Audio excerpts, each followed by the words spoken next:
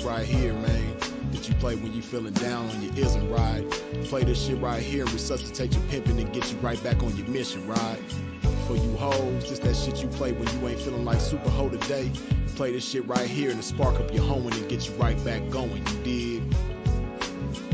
Dig this.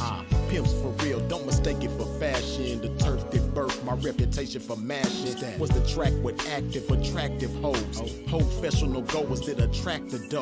Like magnets to metal, never settle. We scorching them fag bitches pedal for them portions. My whores win it all. Not the ones on the sideline wishing but didn't ball in the guidelines. My bitches did it all. Down 7 below in the snow for dough. Over 120 in the sun for fun. They mash for hours, hooker baths, not showers. Bright and early, down and dirty for the cash and power. They gotta get the cash, the towers, and reach it all to a pimp. In my position, I'm all but exempt. These bras not wimps, I'm like them renegade bitches. BFFs with tricks but never getting paid riches. Grenade bitches, they dynamite, blowing up on the pimpin' and missing when the time is right. But when they life gets strife, they see pimpin' shining bright, but they action is life without. Bitch, one strike you out.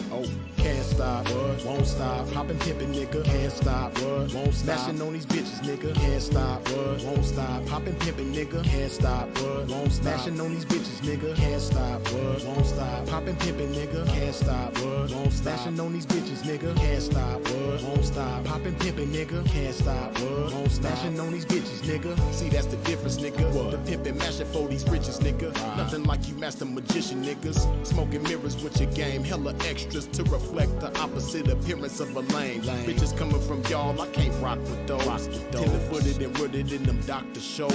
Soft shoe rituals, minute residuals. Papers on life support, your loots and critical. Something I learned about with running my earned route and working with turnouts is murdering burnouts. Cause knocking one of you niggas for a scarred bitch. That's knocking one of you niggas for some garbage. I'm heartless regardless, empty with sympathy, but banked up to the max with pimpathy. No remedy for me, I'm like this. My life is vice grip, synced in permanent ink. You can't rewrite this. My blood type is P positive, beautifully deposited with a lot of it. I'm popping this shit, and when I pop it so hard I make a trapping ass bad bitch wanna hoe hard. Can't stop, won't stop. Poppin' pimpin', nigga, can't stop, won't stop. Smashing on these bitches, nigga, can't stop, won't stop. Poppin' pimpin', nigga, can't stop, won't stop. Smashing on these bitches, nigga, can't stop, won't stop. Poppin' pimpin', nigga, can't stop, won't stop. Smashing on these bitches, nigga, can't stop, won't stop. Poppin' pimpin', nigga, can't stop, won't stop. Smashing on these bitches, nigga. Come on, pimpin', man, pop that shit. Show these sucker niggas they can't stop that shit. Let these hookers know if they wanna cop that shit. Treat the bag like it's hot, bitch, and drop that shit. And to you hoes, if you ever took a loss, bitch, show these bitches how to bounce back like a boss, bitch. Let them know that the best way to floss, bitch, is reach that paper to some pimpin' hoe and toss it. Can't stop, won't stop. Poppin' pimpin', nigga, can't stop, won't stop. Smashing on these bitches, nigga, can't stop, won't stop. Poppin' pimpin', nigga, can't stop, won't stop. Smashing on these bitches, nigga, can't stop, won't stop. Poppin' pimpin', nigga, can't stop, won't stop. Smashing on these bitches, nigga, can't stop, won't stop. Poppin' pimpin', nigga, can't stop, won't stop. Smashing on these bitches, nigga.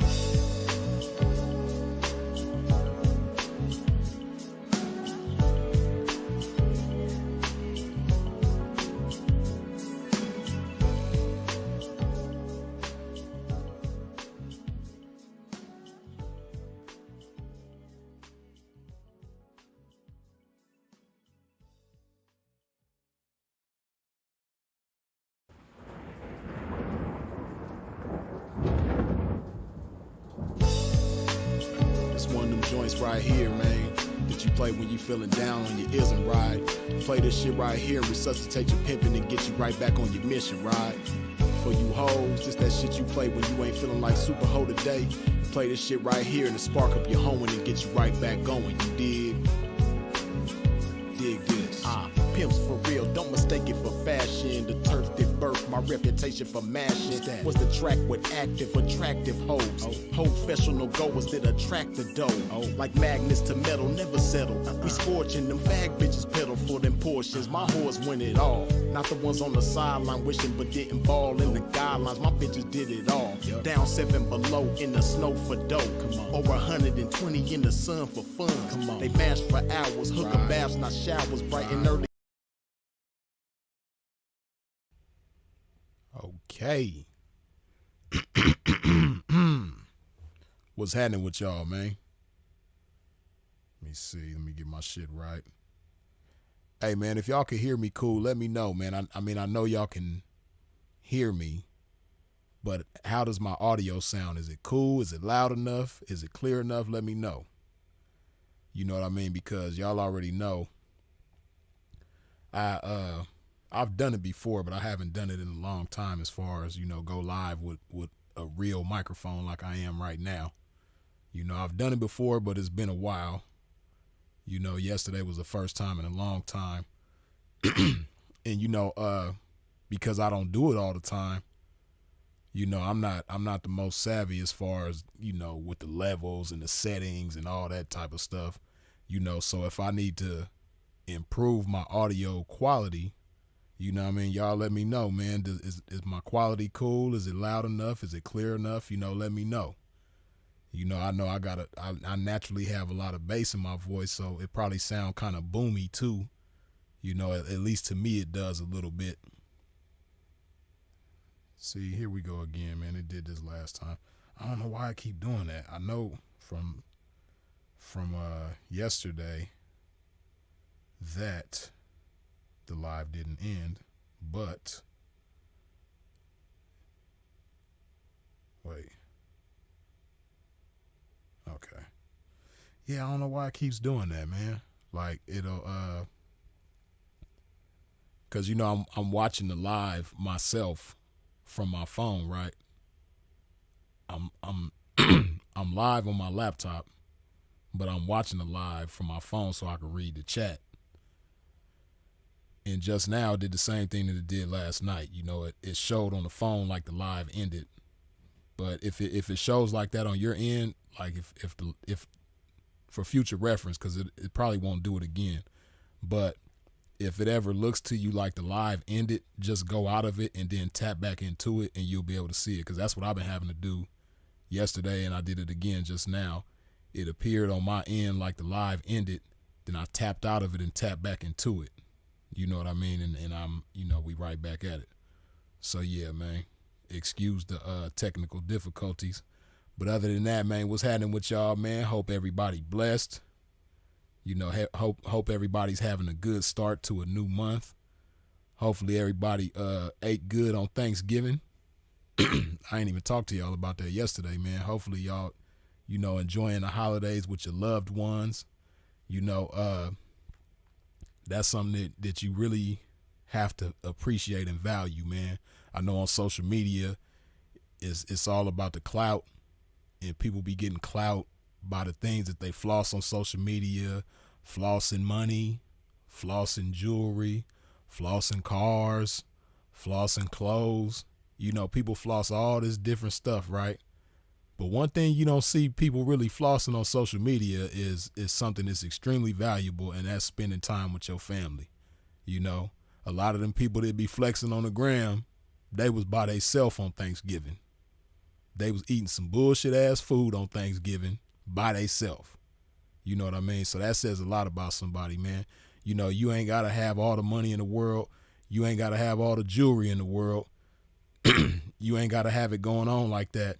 But if you have family that you can spend time with on the holidays, or just period, you know what I mean? Family that you can get together with, have dinner, enjoy each other's time.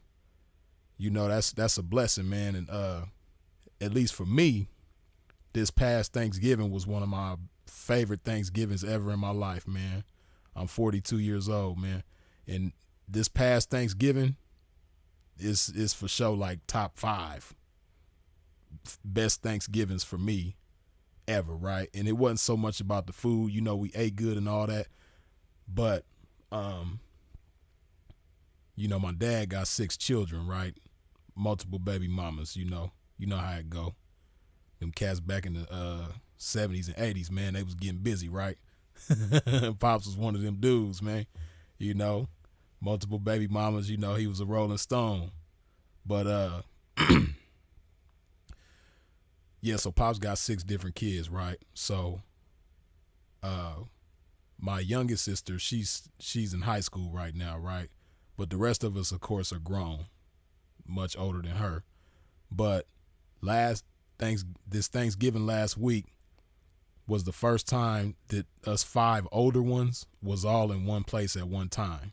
You know what I mean? We all know each other. We've all been around each other, but we've never been with each other all together in one place at one time. You know what I mean? So it was a blessing. You know, we had a good time. You know, some of us ain't seen each other in a while. So, you know, the ones who ain't seen each other in a while, we was catching up, you know, enjoying each other's company. It didn't even seem like it was real. You know what I mean? It was a good experience, man. So, you know, to be with my sisters and my brothers for the first time, at least out of my dad's children, for all of us to be together at one time, it was a beautiful thing, man. So you can't put a price tag on that. You know, that to me, that's better than having a Bentley or a mansion or any of that. You know what I mean? That one day, you dig? So let me put some love in my body, man, so I ain't got to keep clearing my throat. You dig? First order of business, put some love in my body. I know y'all probably like, damn, Freeze, you keep clearing your throat every 2 seconds. I got to put some love in my body, man. Pimp thirsty.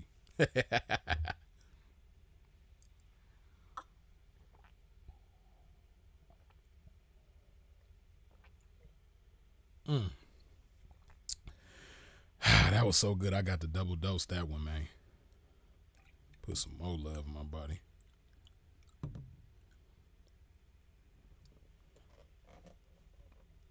But yeah, hopefully y'all had a good Thanksgiving, man. Hopefully you got to spend time with your loved ones and eat some good food and just have fun, have a good day, man. Hopefully y'all had a good Thanksgiving, and hopefully y'all have a good Christmas too. If you celebrate Christmas, you dig?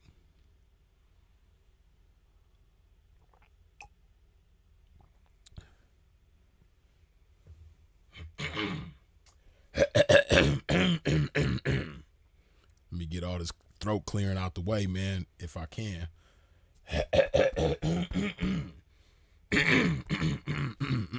All right. Here we go with this game, man. Yeah, man. If you have not wiped your feet off at the door when you stepped into a pimp's domain, please do so now. What I mean by that, hit that like button, man. That button that look like your thumb. Hit that button, man.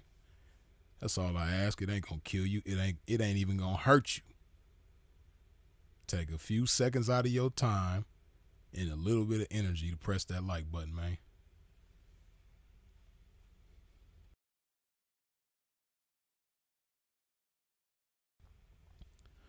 All right, man. So, as the thumbnail and the topic suggests, you know, we're going to talk about who tells more, man. Do white girls tell more or do black girls tell more? You know, it's been debated, you know, casually over the years. You know, some people say white girls tell more. So white girls call the police more, go to court, testify more. Basically, you know, snitching. Some people say white girls do more snitching. Some people say black girls do more snitching. You know, so we gonna talk about it, man. Now, you know, when it comes to this, right, it's a few things that you got to keep in mind when it comes to black women and when it comes to white women. It's a few things you got to consider, right? Now, when it comes to white women, there's some things that you got to consider. It's not always the case with every white woman, you know, but culturally, it's a culture thing, right? And culturally, with a lot of it's just white people, period. You know, they're raised with a different outlook and a different understanding when it comes to law enforcement than most black people, right? You know, black people, for the most part, and again, just like with white people, every black person doesn't have this experience or testimony, right? But with black folks, you know, we come up with a different outlook and a different understanding as to, you know, dealing with law enforcement, right? Now, when it comes to white people, right, which includes white women, they grow up with the understanding that police are there to protect and serve, quote unquote. Boy, this motherfucking dog just acting a fool. God damn. But yeah. They come up with a different outlook and understanding. They come up, understanding that. Hold on, man.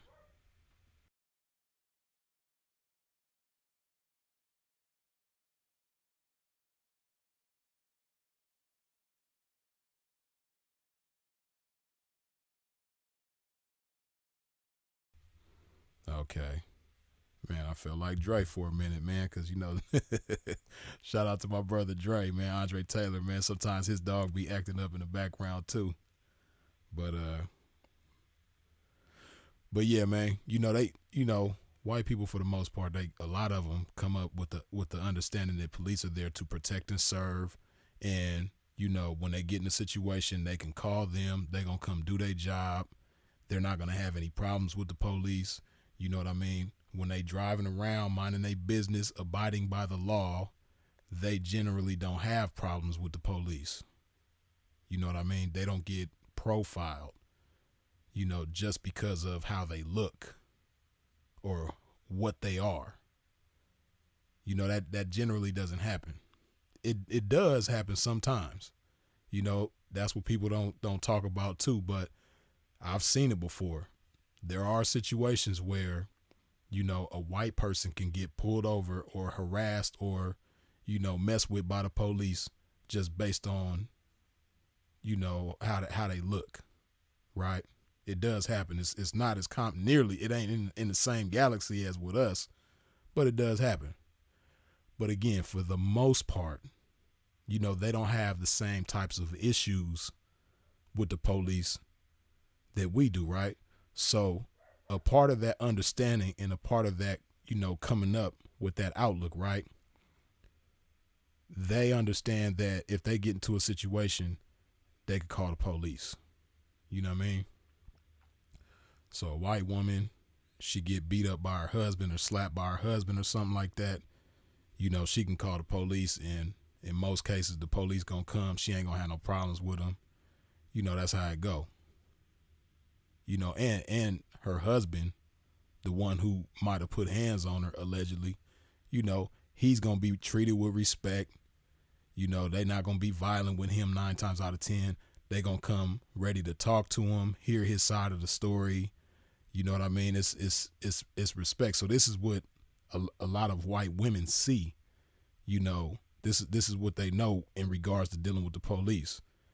If they've ever been in a situation where the police was called on, like, they dad or they uncle or, some type of man that they know, they're used to that man being treated with respect and dignity, right? But so I say all of that to say, when it comes to them, they don't see anything wrong with, calling the police. Like, it's because of how they're treated and respected, it's usually not a problem, right? So they don't see anything wrong usually with calling the police, right? And then for the record too, when it comes to dealing with civilians, right? People that's not in the street, California, we call them civilians, right? When it comes to civilians, people who ain't in the streets doing street shit, when they call the police, that's not considered snitching because they don't live the street lifestyle, so they don't abide by street rules because they not in the streets, right? So when a civilian, whether you black, white, candy stripe, whatever, when a civilian called them people, that's not considered snitching. A lot of people got that messed up too, and the internet just allows anybody to say anything with no type of regulation or nothing. So you got a lot of loudmouth schnooks that get on the internet and try to call civilians snitches. That ain't snitching. Somebody goes to work, punches a clock every day. They not committing no crimes. They not in the streets. They not gangbanging. They not hustling. They not selling dope. They not pimping and hoeing. They not doing none of that. You know, they paying taxes, and you know they going to bed at night and waking up in the morning and doing it all over again. If somebody like that gets violated, you know, somebody robs them, or somebody breaks into their house or their business or something like that, or somebody violates them some kind of way, those type of people, you know, they're supposed to be able to call the police, and the police is supposed to come and protect and serve them, right? So I ain't talking about them kind of people, you know. But even you know, a white woman who might be dibbling and dabbling in the street life, you know what I mean, she still comes up with that understanding that, you know, oh, the police are my friends, you know, they're you know, here to protect and serve me, you know. And they also come up with the understanding too. See, this the thing too that you got to consider about. Again, I want y'all to keep that in mind. The things that I'm talking about doesn't pertain to every single white person or every single white woman. It's just the majority, right? The general thing when it comes to them, right? A lot of times white women think that when people go to jail, it's because they're guilty. You know, they don't believe even when you tell them. Because I've had certain white women that were students of mine, right, that believed that everybody in jail is guilty. You go to jail because you did something wrong, you're guilty. Ain't no such thing. They don't even consider the possibility of somebody being put in jail who's innocent, somebody being wrongly accused and wrongly convicted and wrongly sentenced to a bunch of time, right? They think that everybody in jail is guilty. You know what I mean? Innocent people don't go to jail. That's how they think, right? So you got to keep that in mind too, right? So I'm just breaking down, you know, the general outlook and the general understanding of white people, which includes white women, when it comes to law enforcement, right?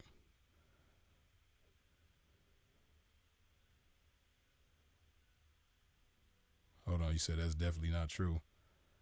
I ain't been keeping up with the comments, man, so excuse me, right? Pimp just popping this game, right? But okay, so that's generally what it is for white people, right? Now with black people, you know what I mean? Again, for most black people, right? Like I could tell you about me, you know, and a lot of people, a lot of black people have my same experience, right? Not everybody, but a lot. You know what I mean? I would say more than half, which would be considered the majority, right? You know, more than half of the black people that come up in America, you know, we grow up seeing the police doing our people wrong. Like me, from an early age, you know what I mean? I can remember being like 7 years old and, you know, everybody at grandma's house watching TV, you know, having a good time. Me, my sister, my brother, you know, a bunch of my cousins, because I had a bunch of cousins on my mom's side. You know, I remember being 7 years old. We all at my grandma's house. You know, a few of my uncles is there because my mom got 9 brothers. So, you know, any given time, it'll be several different uncles at the house. We all sitting there watching TV, and the police just kick the door in and draw guns on everybody.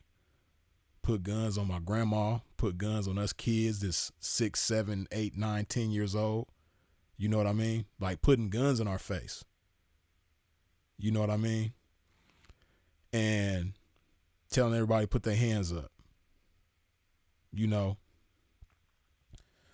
a lot of black people have had that experience early on. So we come up, you know, thinking like, damn, why the police doing us like this? Like, you know, because initially, that's another thing too. See, you know, times is different, but you know, I was that age in the 80s, right? When I was 6, 7 years old, it's the 80s, and it's Reaganomics going on. You know what I mean? So the dope game is in full swing. You know what I mean? Everything that comes with the dope game is in full swing.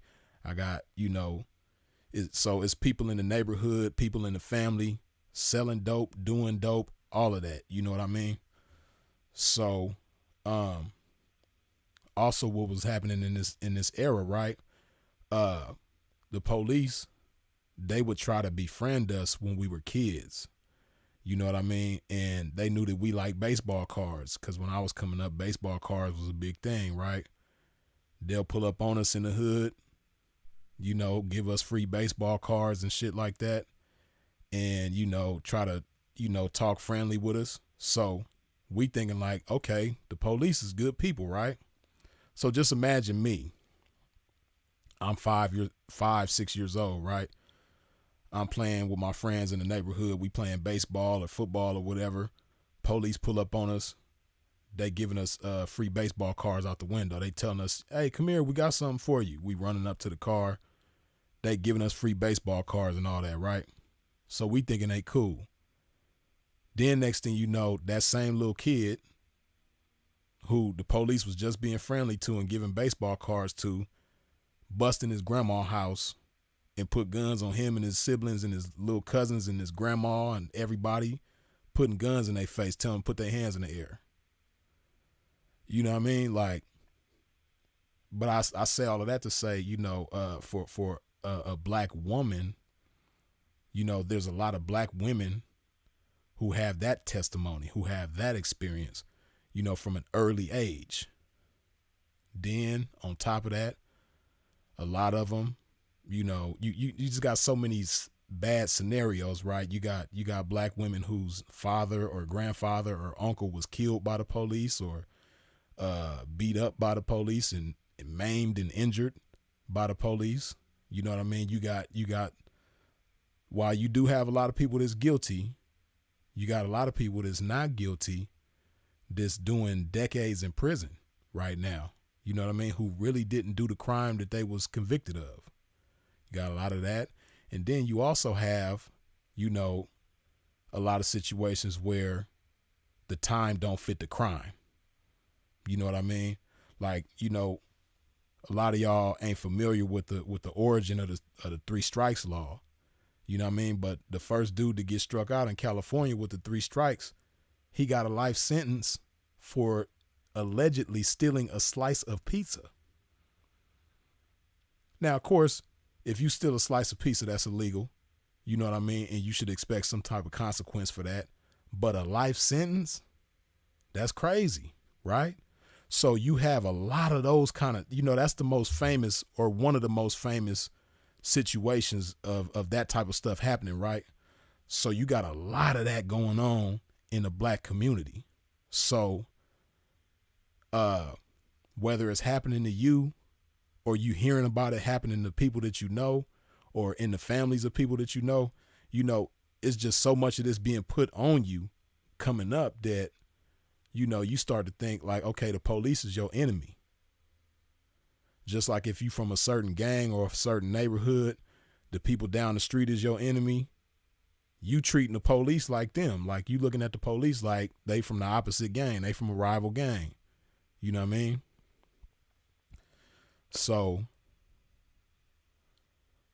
I say all of that to say this is kind of what shapes these different experiences is what shapes white people's outlook and understanding of dealing with the police, and also black people's outlook and understanding of dealing with the police, right? So I say that to say, you know, historically you've had a lot of white women that tell, right? And historically also you've had a lot of black women that tell, right? Now, you know, again, we kind of understand why a lot of white women have told, but you know, why do a lot of black women tell? You know, so let's get into that, right? You know, hold on, let me put some more love in my body, man. If y'all haven't wiped your feet off at the door when you stepped into a pimp's domain, please do so now. What I mean by that, hit that like button. I see y'all got the likes looking like the viewers. You know, it's 100 people in here. 101 of y'all done wiped your feet off at the door. But I'm sure it's a few of y'all in here right now with some dirty feet, man. Go back to the door, wipe your feet off, man. Hit that like button, you dig? Well, I put some more of this love juice in my system, man. This good old H2O.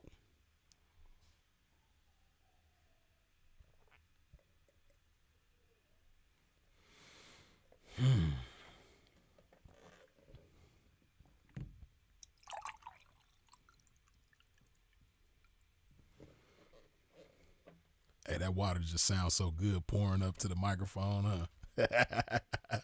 That shit just make you thirsty, huh? Just make you want to put some love in your body. You hear that shit pouring next to the microphone.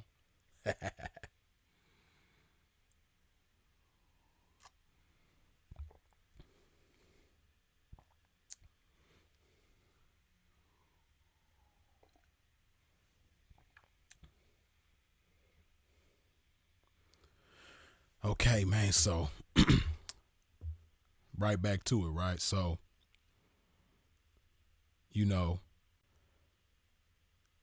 back to, police calling and snitching and all of that type of stuff with black women and white women, right? See, historically, there's been things that factor into, these types of decisions being made, right?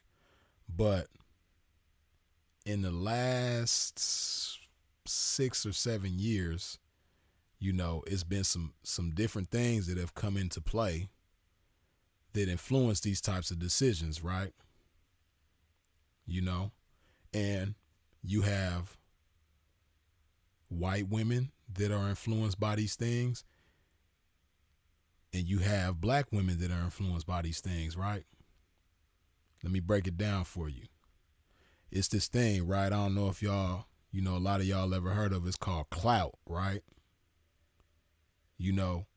Some of y'all probably done heard of clout, but you don't understand the magnitude of clout. You don't understand the power of clout. You don't understand the danger of clout, right? You don't understand the addiction to clout. But let me tell you, man, just like any other drug, like, see, like I said, I grew up in the 80s and 90s, man. So I witnessed certain things like, 1 minute, this woman is a good mother. She going to work. She taking care of her kids.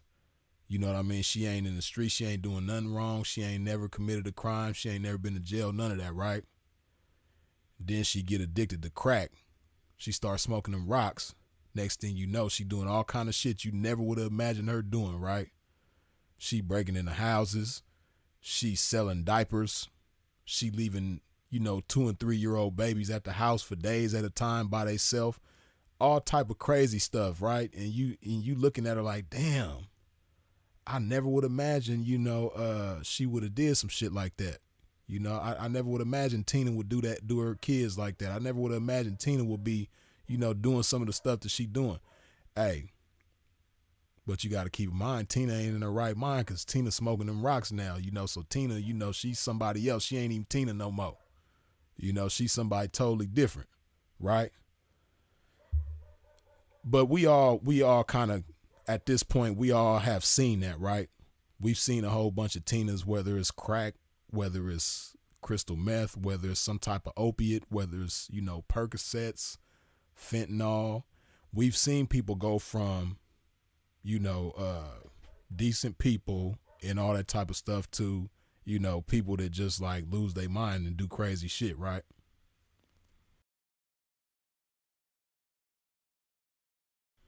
And they do it because, they got this addiction. They got this monkey on their back, right? But see, usually, most of these drugs that make people go crazy are illegal, right? So when things are illegal, it's a lot that comes along with it. It's a lot that goes with it, right? People do a lot more drastic things for stuff that's illegal versus something that's legal, right? But it's something that's just as addictive, if not more addictive in some cases, right? As rock cocaine, heroin, fentanyl, methamphetamines, pills. We got something that we dealing with now that's just as addictive as all that, right? It's called social media, man. Hey, social media is just as addictive, right? Only difference is with social media, that's why it's so that's why it's so unsuspecting. That's why it's so underestimated. That's why it's so like, no big deal. They on their phone all day, every day. No big deal. You know, they every time you see them, they got their phone in their face. No big deal. You know, because you can't smoke it, right? You can't physically touch an Instagram account. You can't put a TikTok account physically in your hands. A device that's connected to it, yeah, but the actual account, you can't you can't physically touch it, right? Unlike most other things that are damaging to you that's addictive. You know, you can touch some pills, you can put some pills in your hand. You know, you can feel a needle being put into your veins and injecting something, a substance, you know, through that needle into your veins, right? You can feel that. You know, you could feel yourself swallowing a pill. You could feel, you know, smoke going into your lungs, inhaling, you know, some type of, you know, substance, right? So, you know, it's like a no-brainer when you see the effects of it. It's like, okay, if I put this in my veins, it's going to affect me this way. If I put this smoke in my lungs, it's going to affect me this way. If I swallow this pill, it's going to affect me this way, right? You know, it's a no-brainer. It's ABC 1, 2, 3 when you look at all of that, right? But see, we dealing with something now that's like totally new, and it's totally different, and it's legal, right? So because it's new and it's legal, people don't see it as like as big of a deal as it is. But let me tell you, man, it's just as damaging. It just does a different kind of damage. You know what I mean? See, like, if you're addicted to social media, you're not going to be walking down the street looking for a fix. You ain't going to be walking down. You ain't going to see a Instagram fiend or a TikTok fiend. You're not going to see them walking down the street late at night looking at the ground, picking up shit off the ground like the typical dope fiend, you know, trying to find a fix. You know, somebody that's addicted to TikTok or Instagram, you ain't going to see them in front of the store begging for change. You know what I mean? Somebody that's addicted to TikTok or Instagram, you're not going to see them overdosing and dying from too much Instagram or too much TikTok. It's not going to kill them. You know what I mean? So just because it's addictive, I mean, it may be addictive and it may be damaging, but it's not as obvious. It's not as blatant as other addictions, right? But it can be just as damaging, though. You know what I mean? Because one thing we know about drugs, right? This is what social media and most other drugs have in common, right? When you're addicted to any of this stuff, right? One thing for sure is gonna make you less productive. You know, when your focus is getting high, when your focus is chasing a high and getting that fix, you know what I mean? Like a crackhead or a meth head or somebody this addicted to fentanyl or something like that. You ever notice how a lot of them people they care less and less about their appearance? Like if they go days without a shower, it's no big deal. If they got some dirty clothes on, it's no big deal. You know what I mean? If they got certain responsibilities that need to be handled, you know, that's gonna take a back seat to the high. It's gonna take a back seat to the addiction. You know, a lot of that goes on with social media too. You just don't see it because, unlike with the other stuff, you can hide behind social media. You know what I mean? Like you can't hide behind a crack pipe and make it look like everything is all good when it's not. No, it's obvious. You know, when you can't hide behind a meth pipe and, you know, make things look good when it's not. You know what I mean? Now, some of that stuff you can kind of hide it a little bit, but over time, people gonna start to figure it out. You know, when you start spending too much time in the bathroom, when you fall asleep in the bathroom, you know what I mean? Like That type of stuff is obvious, right? But not the falling asleep and so to speak, but the carelessness that comes with drug addiction. It comes with social media addiction too. You just don't see it unless you physically know that person, right? Unless you physically around somebody. You know what I mean? You got some people, man, some people that's probably even watching right now. It's 107 of y'all in here, man. I'm sure it's a handful of y'all that ain't took a shower today, ain't brushed your teeth today, probably ain't even ate today because you been in your phone all day. You know what I mean?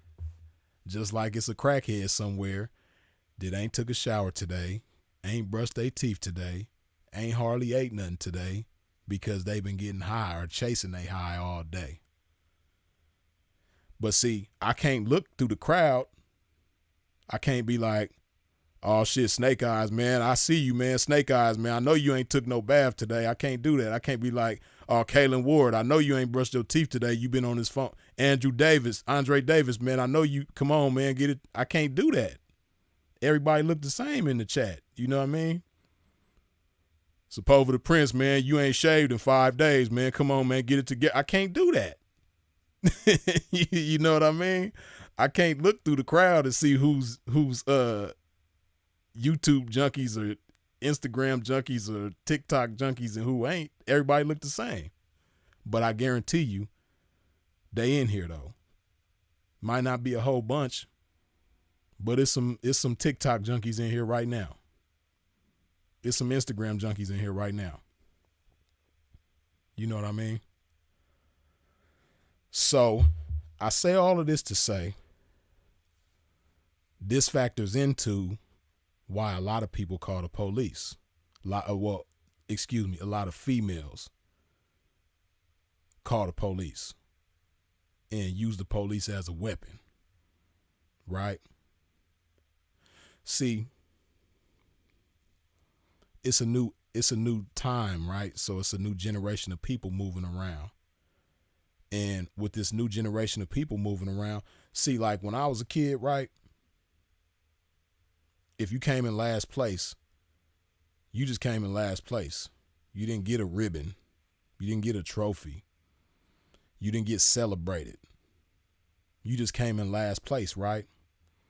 But one thing about coming in last place back when I was coming up, you know, if you had any type of ambition, if you had any kind of hunger, you know, it made you feel a certain type of way. And it made you step your game up. You know what I mean? It made you come back stronger. It made you come back sharper. It made you come back smarter. You know what I mean? Because you didn't like the feeling of coming in last place. So you're going to step your game up. You know what I mean? So it's going to make you better.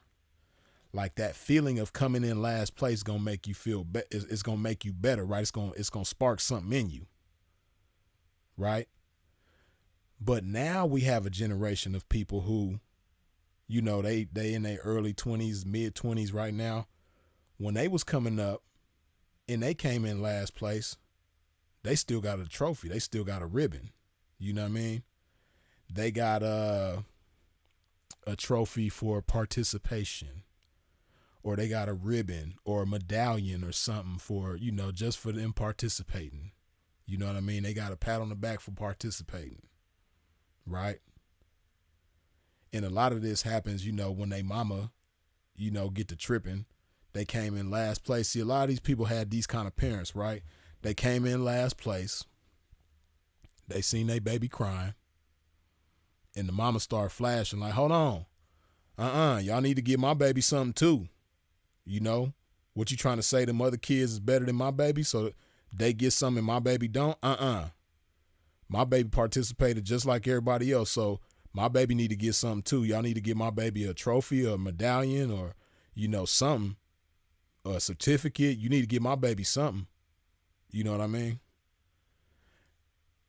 So what they didn't understand, what that parent didn't understand, or the people who gave that kid a trophy or basically celebrated that kid for coming in last place or next to last place or, you know, far from top 5. With those people who rewarded those people for failure didn't understand is that they made those people comfortable with failure. And they gave them people the understanding that, okay, it don't matter if I win or lose. It don't matter if I'm good or bad. It don't matter if my performance is great or subpar. I'm still going to have my way. You know what I mean? So what makes that even worse is that, you know, when these people grow up and they get introduced to social media, it reaffirms that mentality to them. It reaffirms that energy, that mindset to them, right? So because on social media, a chick can, you know, post something, poking her booty out, or showing her body off some type of way, you know, and, you know, people find her attractive, and she gonna get a whole bunch of attention, right? She gon' have, you know, 1,000 dudes in her DM. And a lot of these dudes got it going on too. She gonna have a bunch of dudes in her DM trying to holler at her. You know what I mean? And some of these dudes got good jobs. Some of these dudes make 6 figures every year. Some of these dudes got good credit. You know, they got their shit together. And just because she is sexy, it's not because she's smart. It's not because she's solid. It's not because she's loyal. You know what I mean? It's not because she is understanding. It's not because she's an asset to the people around her. It's not because she uplifts and builds people around her. It ain't got nothing to do with none of that. It's simply because of the way that she looks that she gets this attention, right? So what a lot of people don't know is a lot of these chicks is the type of people that you wouldn't want in your life. They look good, but past the looks, ain't nothing going on. You know, it's a chick somewhere, I guarantee you right now, they got 1 million followers on Instagram, and she ain't even brushed her teeth today. You know what I mean? She ain't even took a shower today. You know what I mean? Don't let it be somebody on OnlyFans that's getting paid on OnlyFans. Oh man, I could just imagine how a lot of them chicks be. You know, don't let it be a chick that's getting, you know, a cool amount of money off social media. You know, because it ain't just about money. You know, she might have money coming in, but she just, you know, she just ain't fly. And she ain't smart. And she's selfish. You know what I mean? It could be a number of things. But she whether consciously or subconsciously knows that she ain't got to be, you know, for whatever would be considered a good person to have her way. All she got to do is look good. She gonna have her way. She could be scandalous. She could be toxic. She could be foul. And she could still have her way because of how she looks. You know what I mean? So, you know, within this also, you know, it makes people like that not have an appreciation for people. You know, all them dudes in her DM, they just another notification. That's all you mean to her is another notification, right? So it's a combination of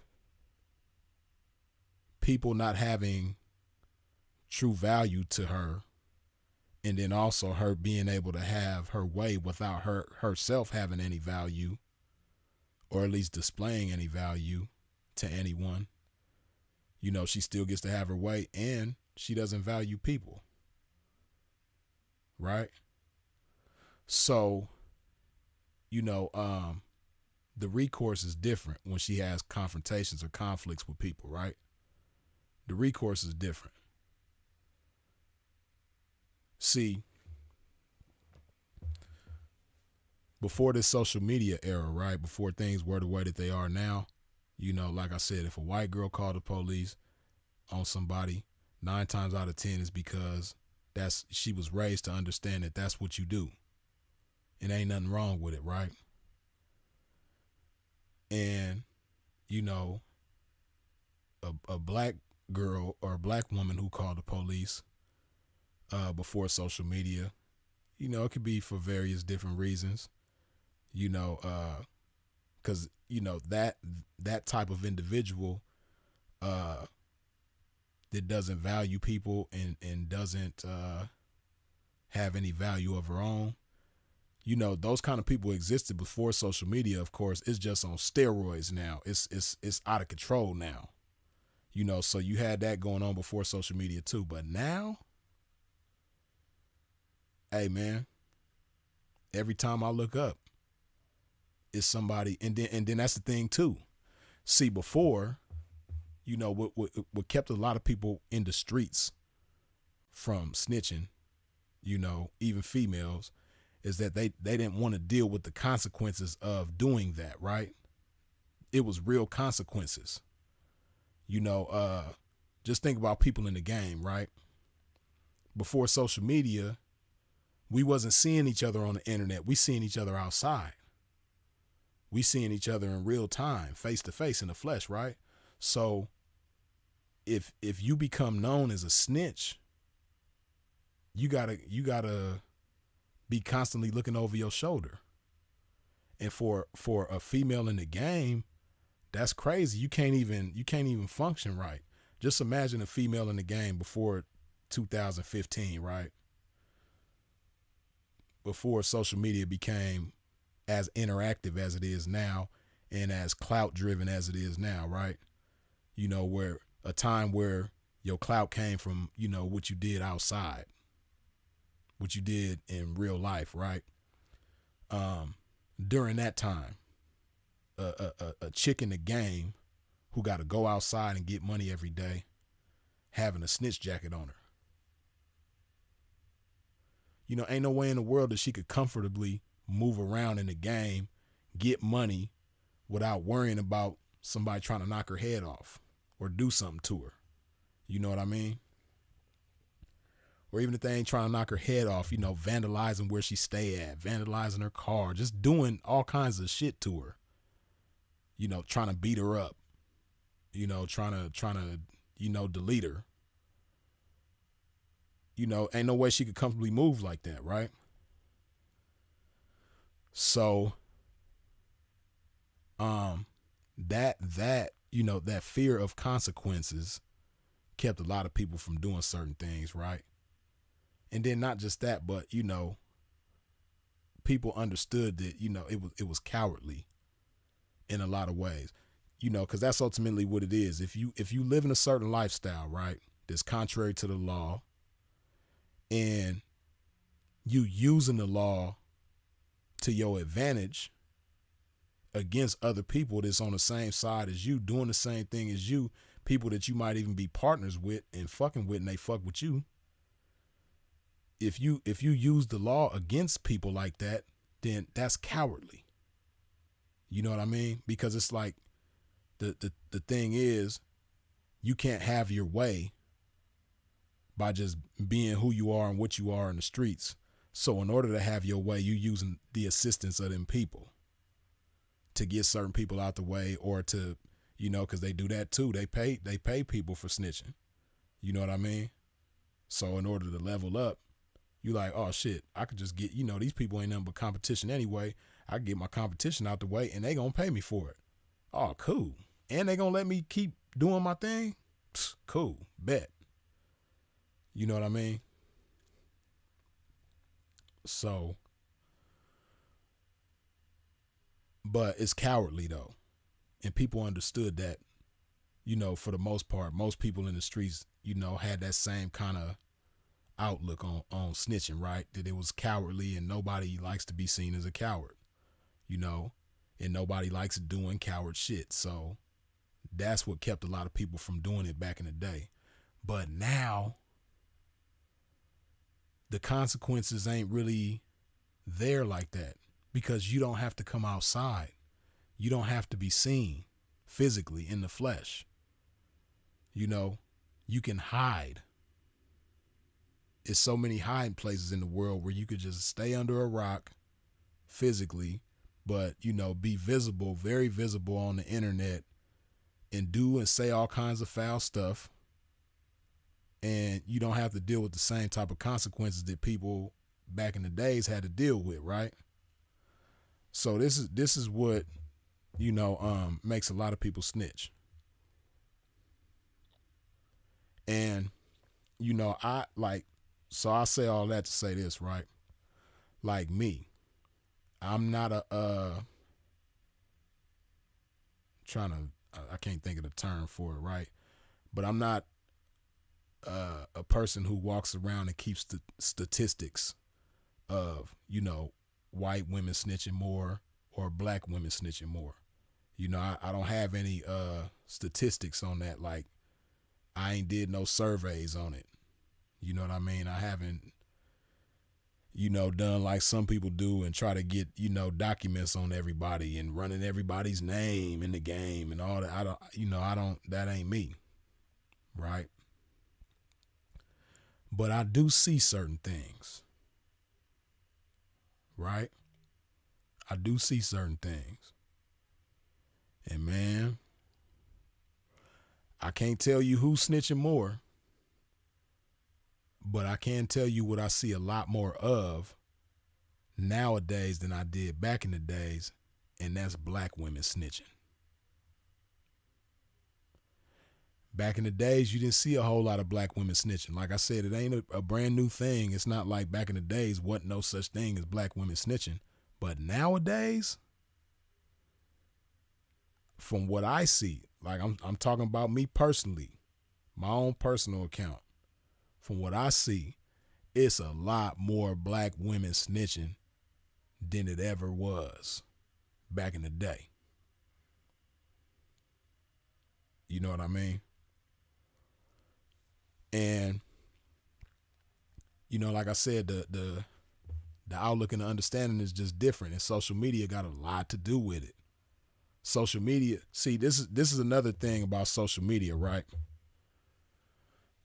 And again, this is mostly what I see in the black community, period. It ain't just black women, it's just the black community, period, which includes black women, right?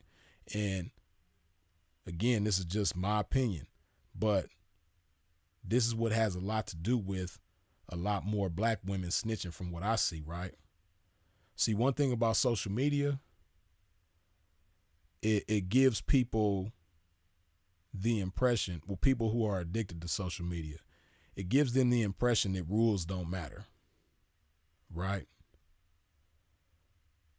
Rules ain't a big deal. It's no big deal. You don't have to have rules, right?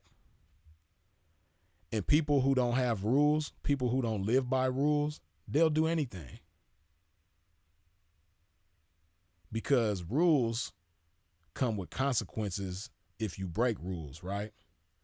But if you live a life, well, in your mind, there's no rules, so there's no rules to break. So, rules don't matter. You'll do anything, right? See, like me, for instance, right? I'm big on rules. I got a lot of rules for myself that, keep me in check with myself. Rules that I enforce upon myself. Rules that, not somebody else is putting on me. Rules that I put on myself. I got a lot of rules, right, with myself, and I understand the consequences of breaking my own rules. And that's why I have certain rules for myself, right? Like, for instance, the way that I eat. I know that if I just eat any old kind of way, the consequence of breaking those rules is going to have me looking any kind of way. And I don't want to look like that. I don't want to deal with that consequence. So because I don't want to deal with that consequence, it's a lot of shit that I don't eat. And it's a lot of stuff that I do eat that people with no rules when it comes to food ain't gonna eat. People who ain't got no rules when it comes to their diet, they're not gonna eat beets. They're not gonna eat a whole bunch of vegetables. Their diet is not gonna be majority vegetables and fruit. They're not gonna drink more water than they do soda and juice and tea and all that type of stuff. And people who don't have no rules to their diet, they're not gonna do that. Because they don't have a concept of the consequences of not doing that. They're not thinking about the consequences. They're only thinking about the benefit. And really the only benefit is the taste. You know what I mean? The sensation. The gratification. That's the only benefit. It's not doing your body no good, but people don't think about that. People who don't have rules when it comes to a diet, right? So I'll just use that as one example. So I say all of that to say, it's a lot of people who are addicted to social media who have no concept of rules. They don't care about rules. So you have a lot of chicks who don't care about rules, and they understand certain rules when it comes to the street. They understand certain rules when it comes to, living the lifestyle. But, this is what I think. Of course, I'm not no mind reader. I'm not clairvoyant. So the black women that do snitch, I can't get inside their head and tell you what's going on in there. From the outside looking in, I know it's some chaos, but I can't tell you exactly what the chaos is and what started the chaos and when the chaos started and all of that. But this is just my theory, right? And some of them say it. And it ain't, again, just like I said earlier, it's not all black women and it's not only black women. But what I'm saying is it's a lot more black women than it ever was from what I see. Because I didn't see a whole lot of this with black women back in the day like I do now. But this is just my theory, right? With a lot of black women, they've done it. And if they haven't done it, they've seen a lot of people do it, right? You have a lot of black women who have a man. They have a man. And that man might have been good to him. You know what I mean? Or that man might have did some shit, but she done did some shit to him too, right? But you have chicks who, in situations where that man didn't do something to deserve the police being called on them, she'll call the police on him, right? Get the man locked up. Get charges put on him. And after he's done dealing with all of that and he come back to the streets, he get right back with her. Right? So what you think that does to her psychologically? What you think that does to her mentally? She thinking to herself like, damn, I just knew he wasn't going to fuck with me when he got out. But he right back over here, putting his mouth on me, laying in the bed with me. You know what I mean? Sucking my toes, sucking the farts out my booty. Dang, I locked him up and he's still doing all that? Shit, I could keep doing this. Shit, matter of fact, next time he piss me off again, let me find out he messing with somebody else. Let me find out he over there laid up with some other broad. Watch what I do. And that's what happens. So you got, there's certain people that I have in mind right now. Right this minute. There's multiple situations that I can reflect on where a chick done called the police on a dude more than once, more than twice, a few times, and he's still over there with her right now. She done put the man in jail several times, and every time he get back out, he go right back to her. Right? So if that chick leave him and come to somebody else, what you think she gonna do to that somebody else when she find out he doing something that she don't like? You know what I mean? When he might be at work too late and she don't understand that he doing overtime, and he probably really over there doing overtime, but she think he over there later with some other broad because she can't fathom him not being where she is when she ain't doing nothing with her life at the time. It's 11 o'clock at night and she ain't over there doing nothing. She at the house, laid up, farting, watching TV. And because he ain't over there laid up, farting, watching TV with her, he got to be doing something that she don't approve of. She can't even let the man handle his business and get his money. And she gonna call the police on him. You know what I mean? It's crazy. I'm gonna tell you something, right? That I just heard about this just the other day, right? It's a real true story. And when I tell you this story, it's gonna sound crazy to you, right? It's a true story though. This just really just happened in real life, right? Black woman. She got kids. You know, she not in the game or nothing, but just a square black woman, right? She got kids, right? I think she got like 3 or 4 kids. A black man, you know, called CPS, Child Protective Services, on her, right? And you know, told CPS that she, you know, basically wasn't a fit mother and things like that, right?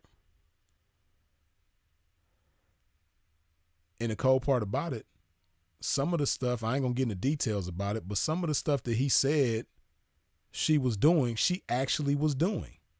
Now, I don't know what his conversation was like. You know, I don't know all of what he told CPS in regards to her motherhood, but I know that there's like at least like a couple things that he told them that was actually the truth, right?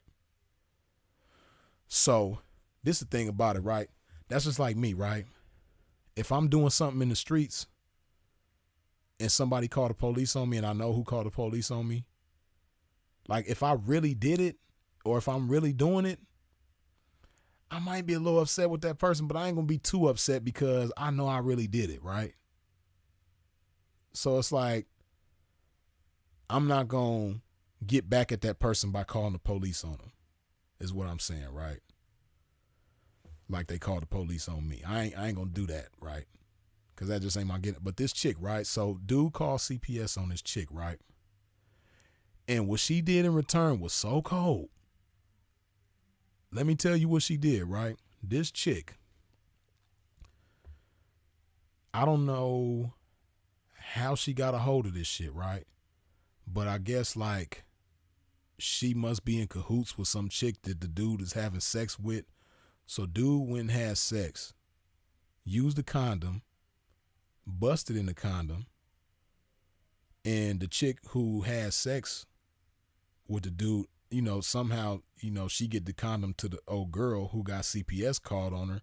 So now the girl who got CPS called on her, she gave this condom with this man's semen in it to another black man. And the other black man is holding this black man who called CPS semen in a freezer. And her plan is to use that semen to say that dude that called CPS on her raped her. Like, who comes up with shit like that? You know what I mean? That's crazy. She is going to, you know, she plans to use this man's semen, this in this other man's freezer. Which, what type of dude even do some shit like that? Oh, baby, you want me to hold his semen so you could use his semen to say he raped you? Okay, baby, don't trip. I got you. It's in my freezer right now. Whenever you need it, whenever you ready to bust a move, let me know. I'm going to shoot it right to you. Who does that? I tell you who. People who don't have respect for rules. People who live lawlessly. And when I say lawlessly, I'm not just talking about government laws. I'm just talking about moral laws, ethical laws, you know, laws for yourself, you know, integral laws. Like people who just live lawless. They don't have no rules for themselves. They don't respect the rules of society. They don't respect other people's rules who they might be abiding with. They just don't have a respect or an appreciation for rules at all. That's what it takes to do some shit like that. That's crazy. Can you imagine some shit like that? Now again, you know, I don't know what their relationship was prior to dude calling CPS on her, but you know, I would imagine they had some kind of dealings with each other before, but that shit is crazy. And I don't think that somebody calling CPS on a chick warrants that man's semen being stolen and stored in a freezer of another man with the intent to use that semen to say that he raped her. I don't think it's that deep, man. But you know, this is just the times that we live in now. You know, I'd do that to Jeff Bezos if he didn't do what I want. Ty, you crazy as hell. Hey, and you know what's funny? The person who told me this story, right? They said the same thing. They was like, damn, bitch, I can understand if you was doing it to, you know, a billionaire or somebody that's like rich as hell, but you doing this to a regular ass nigga.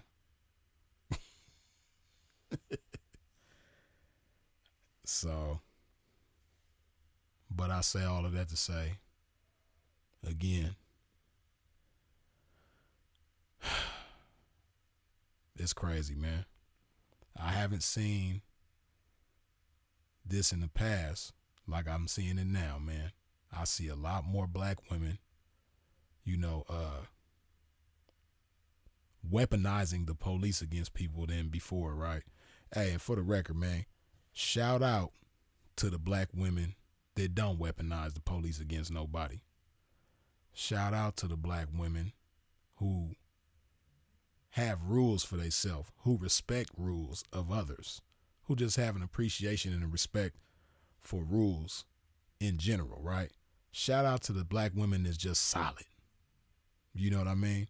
And shout out to the white women who are the same. You know, shout out to the white women who understand, appreciate, and respect rules.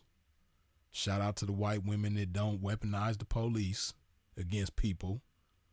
You know what I mean? Shout out to the white women that don't have no Karen flowing through their system. You know?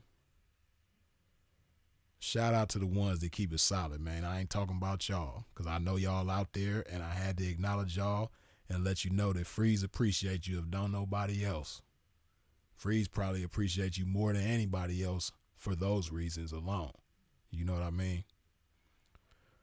But it's a lot of people out there, a lot of females out there, black, white, and other ethnicities too, that just think it's cool to weaponize the police. You know what I mean? And it's sad to say, I hate to say it, but, you know, a lot of this started with the Me Too movement, right? Who started the Me Too movement? Who birthed the Me Too movement? Y'all already know, man. Unfortunately, it's sad to say, but a black woman did. You know what I mean? Now, whether or not she intended for, you know, that shit to turn into a whole culture and legions of females that just think it's cool to weaponize the police, I don't know. And if she did intend for it to do all that, you know, then shame on her. You know? But speaking of the Me Too movement, that's a lot of what that is. You know what I mean? It's a lot of situations where, you know, you got powerful people, important people. Well, important men. Well, not even just men. Because you got women being accused of, you know, sexual misconduct and sexual assault and all this type of stuff. You know what I mean? Who probably didn't even do half the shit that they being accused of. But it's just become cool to weaponize the law against people, to use the law as a weapon just because you can. That shit ain't cool. You know what I mean? Shout out to Johnny Depp, man. You know, because Amber Heard, she tried to do that shit to Johnny Depp. Got found out that she was lying. Now she got to break Johnny Depp off $15 million. You know what I mean? That's what should happen to everybody who does that shit in a foul way with foul intentions. Then people that just tell bold-faced lies like, oh, he raped me. Oh, he was harassing me. Oh, he did this to me sexually. He did that. He violated me this way. Then people that just be telling bold-faced lies, yeah, they need to get done like Amber Heard. You know what I mean? And I don't be wishing bad on nobody, but you know, a lot more of that need to happen. That shit ain't cool.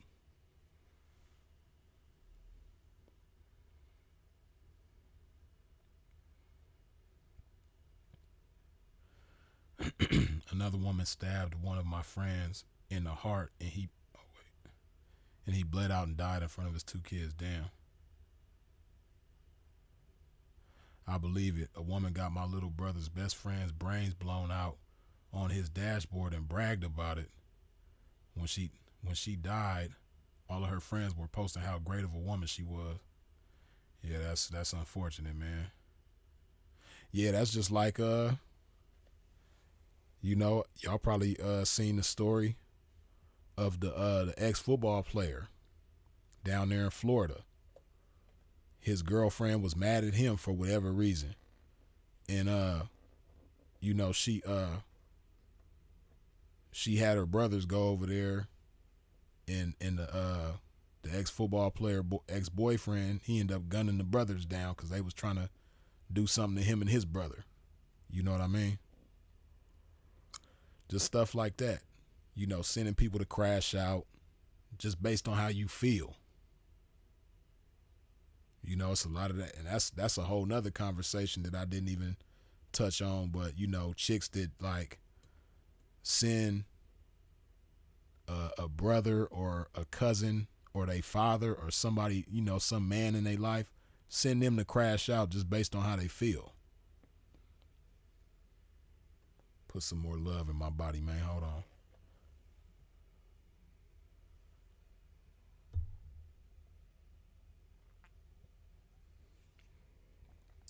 Let's see, man.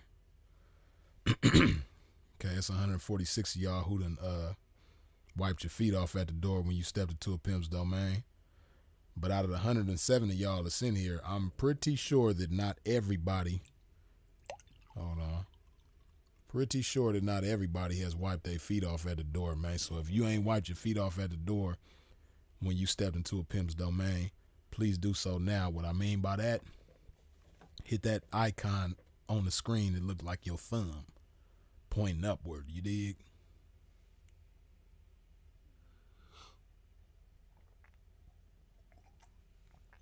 Mm, mm, mm.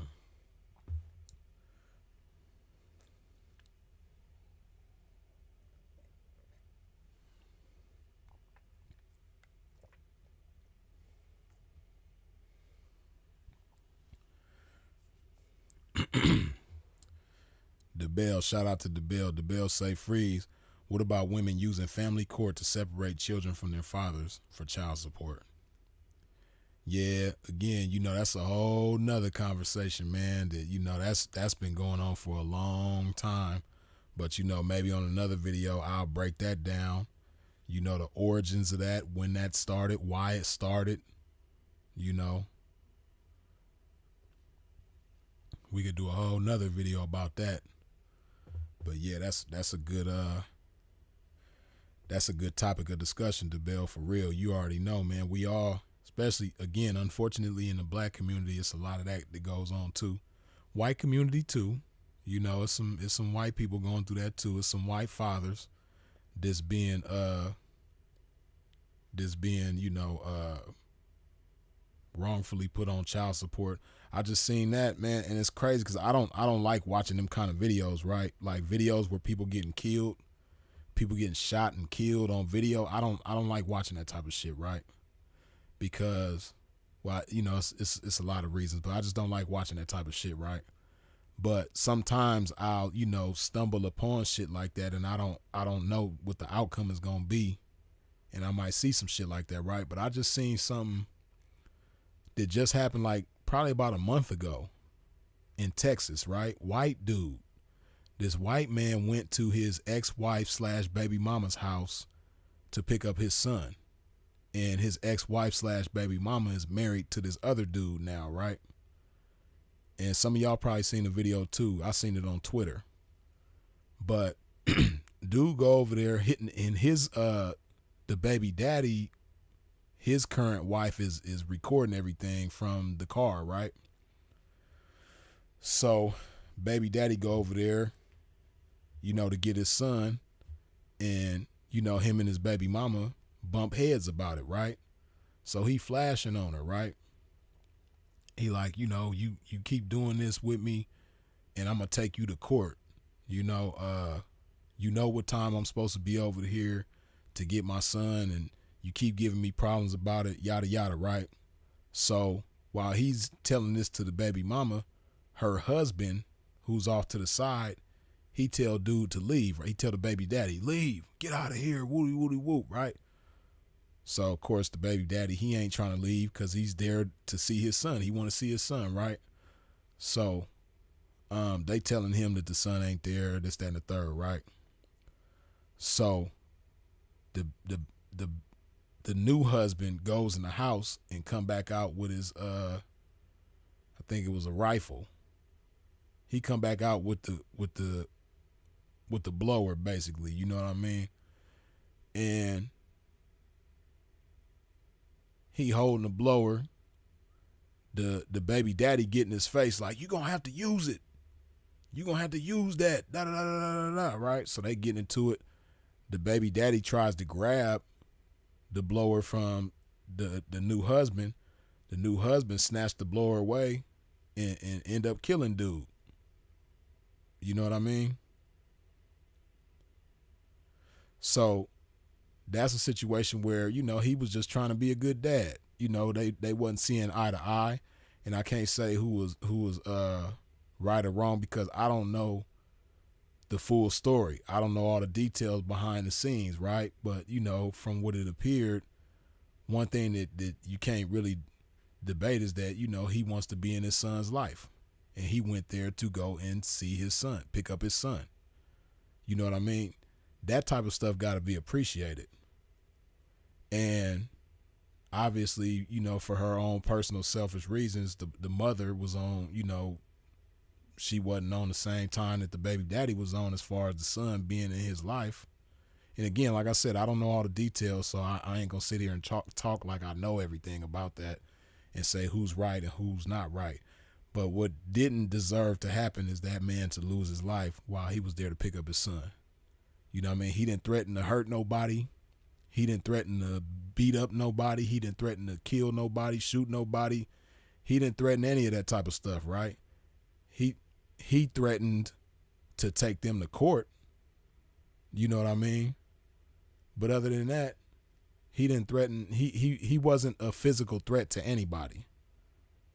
And lost his life, man, just trying to go get his son. So, and this is a white man. So, I understand there's, white guys out there too. And shout out to the single white dads out there. You know what I mean? And especially a big shout out to the single black dads out there, you know what I mean? Because we don't really get a lot of shine like we should, man. There's some good fathers out there that's single fathers, man, holding it down, that's doing their shit, that's in their kids' lives actively, consistently, not just financially, but physically as well. You know what I mean? Shout out to y'all, man. Shout out to the black fathers, man. But yeah, it's just unfortunate, man. It's unfortunate when, again, like I said, you got certain women that just they allow their feelings to get the best of them, and they use that to weaponize shit against people, and that shit ain't cool. Audio is good, Freeze. Kyle Osiris, man, I appreciate that, man, because I was reading the comments from the live I did yesterday, and somebody in the chat was saying, or somebody in the comment section was saying how they could barely hear me. And I thought my audio was good, you know what I mean? But I don't know, maybe they hard of hearing because everybody else say it's cool.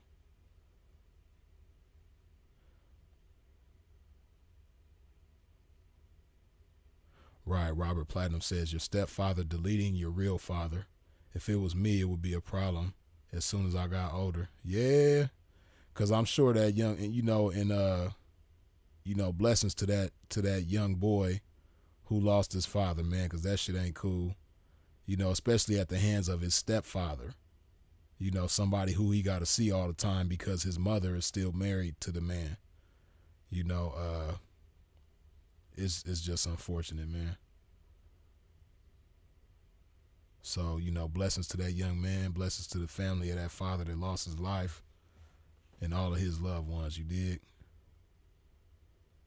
Flavor Talk works, man. Good looking with the $10 holla. That butterfly effect BSP. Crazy how it turns out.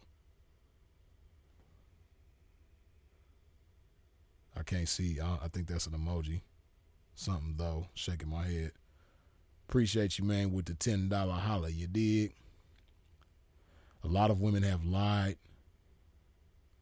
I think you meant to say to me. Oh, have lied. Oh, no, you didn't. You said it right. I'm reading it wrong. A lot of women have lied. The Me Too movement has been used as a tool for reverse and bitterness. That's 100. For real. Robert Platinum says 70 to 80% single parent led households, with 80% of those being single mothers led. Ain't no way that all of those fathers were bad men. None. Yeah, you know what I mean? Like, you know, some people just don't understand how to co-parent well. You know what I mean? And you know, shout out to my baby mama. Me and her have always co-parented well. That's one thing I've been blessed, man. I ain't never had no baby mama drama. I ain't never gave her no baby daddy drama. We just been cool. You know what I mean?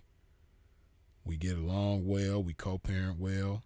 You know what I mean? She living her life. I'm living my life. And it's all good. You dig? A lot of people don't get blessed in that way, though. In a way that, you know, because a lot of times when people have kids together and then they part ways, right? A lot of times one of those people still want to be with the other one. A lot of times the baby mama still want to be with the baby daddy, but the baby daddy don't want to be with her. But then a lot of times, and that don't get talked about a lot, but a lot of times the baby daddy still want to be with the baby mama and she don't want to be with him. You know what I mean? So in them type of situations, man, you know, them people don't get to co-parent well. And, you know, they don't understand that the child is the most significant thing in the picture. So the child should take precedence over your feelings. But a lot of people don't know how to do that.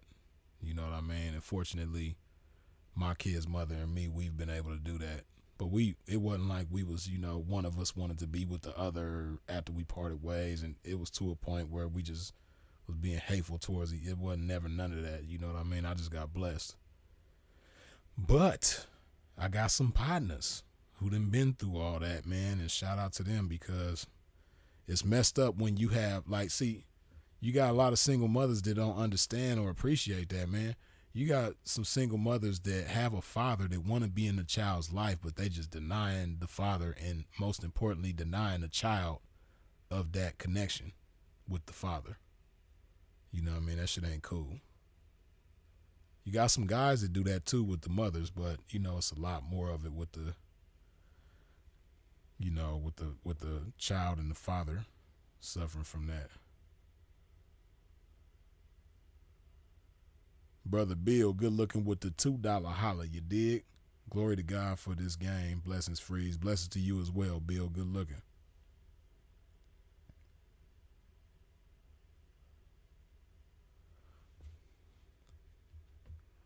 I missed everything, been gone for the last hour. Well played for keeps. You already know. You know, like Rihanna say, pwn the replay.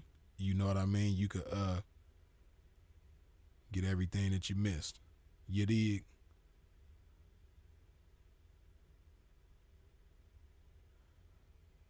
How you put your picture on a live instead of a video. Kyle Calloway, it's an ancient Chinese secret. Nah, I'm messing with you, but nah, so I'm live streaming through Streamlabs right now, right? And Streamlabs allows you to do that. But, you know, I'm using Streamlabs on my laptop right now. And there is a phone app for Streamlabs, but I've tried it, and in my opinion, it's some bullshit. At least on the Android. I've never tried it. I don't even know if they have it for the iPhone. They might. I'm not sure. But I downloaded Streamlabs on my phone, and it was boo-boo. But Streamlabs on the laptop is cool. It allows you to do all these different things. You know what I mean? Like, I got this, and I could, switch to that.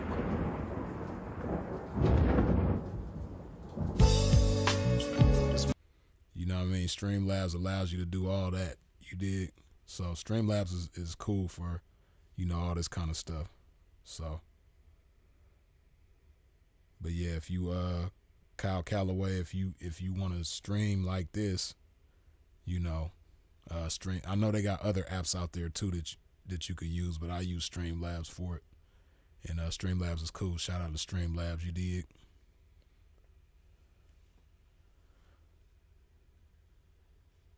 Snooky got paid by them people. Yeah, that's what I was talking about earlier, Reese Lyles. You probably was still here when I was talking about that, how,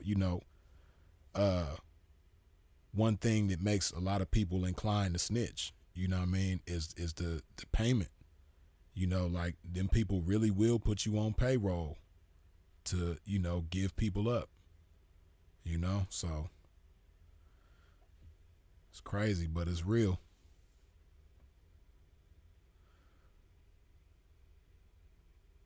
I have joint custody. Let me tell you, baby. Fathers can be bitter baby daddies also. Oh, play for keeps. I'm already knowing. I just was talking about that. You know what I mean? I know for sure that goes on. But, a lot of times it be because, he still want to be with you, but you don't want to be with him. You got a lot of that goes on. But it's unfortunate, you dig?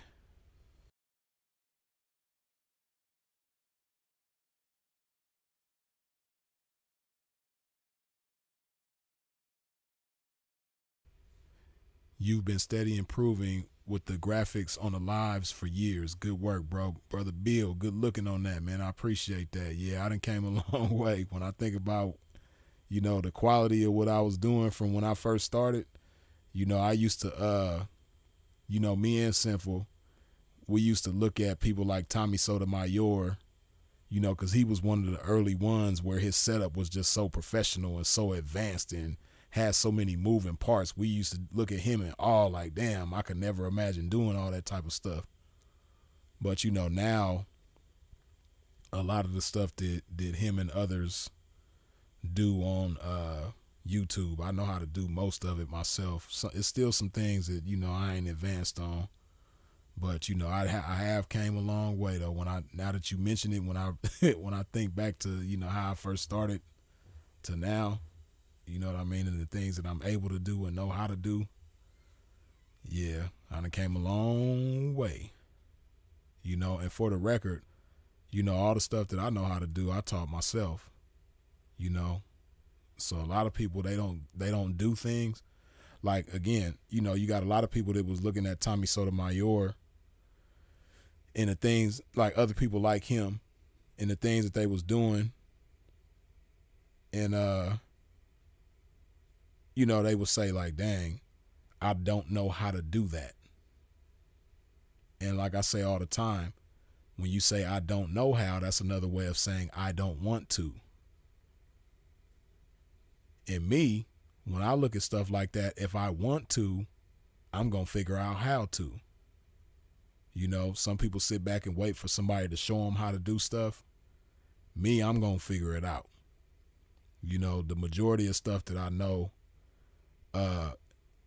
wasn't a matter of somebody sitting down and teaching me how to do it. Some things, yeah. Shout out to my pops, man. My dad, he taught me a lot of stuff, just by, me observing him. There was some things that he like sat down and actually taught me how to do. But more of the stuff that I learned how to do was just from observing him.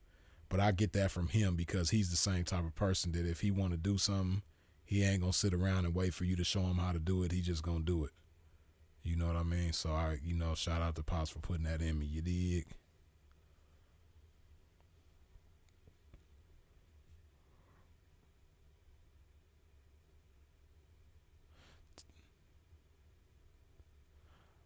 Laugh out loud. Not Tommy the Manosphere annoying guy. I heard a few things I think I didn't like what he said. Yeah, Tommy, he can be rather offensive, and non-filter with his conversation. He can even be kind of reckless at times, but one thing that can't be denied is that Tommy Sotomayor is talented when it comes to YouTube and being a YouTuber. He's talented, and he originated a lot. Well, I ain't gonna say originated. He popularized a lot of things amongst black people on YouTube. And he influenced a lot of black people on YouTube as well. Can't take that from him. Now personal opinion of him and all, that's a whole nother conversation. But, as far as talent on YouTube and influence on YouTube, yeah, he did do that. You know what I mean? Can't take that from him. Tommy Sotomayor spoke more harshly than Kevin Samuels, but neither one was wrong. Yeah, a lot of it is based on opinion too. So, I believe that Tommy was the first one to get targeted by black women in Marseille. Yeah. He talked a lot about black women too, though.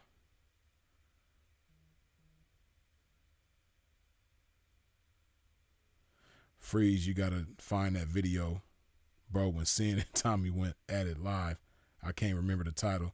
Yeah, I don't remember it either. I know it's I think it's still on YouTube somewhere.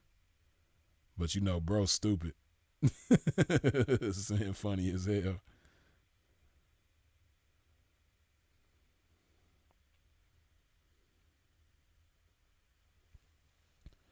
All right, y'all. I gotta handle something real quick, man. We're gonna take a short intermission, man.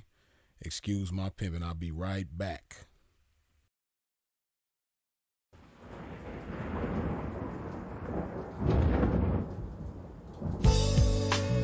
It's one of them joints right here, man, that you play when you feeling down on your ism ride. Play this shit right here and resuscitate your pimping and get you right back on your mission, right? For you hoes, just that shit you play when you ain't feeling like super hoe today. Play this shit right here and spark up your hoeing and get you right back going, you dig? Dig this. Pimps for real, don't mistake it for fashion. The turf that birthed my reputation for mashing was the track with active, attractive hoes. Professional goers that attract the dough. Like magnets to metal, never settle. We scorching them fag bitches pedal for them portions. My whores win it all. Not the ones on the sideline wishing but didn't ball in the guidelines. My bitches did it all. Down 7 below in the snow for dough. Over 120 in the sun for fun. They mash for hours, hooker baths, not showers. Bright and early, down and dirty for the cash and power. They gotta get the cash, the towers, and reach it all to a pimp. In my position, I'm all but exempt. These bras not wimps, I'm like them renegade bitches. BFFs with tricks but never getting paid riches. Grenade bitches, they dynamite. Blowing up on the pimpin' and missing when the time is right. But when they life gets strife, they see pimpin' shining bright. But they action is life without. Bitch, one strike, you out.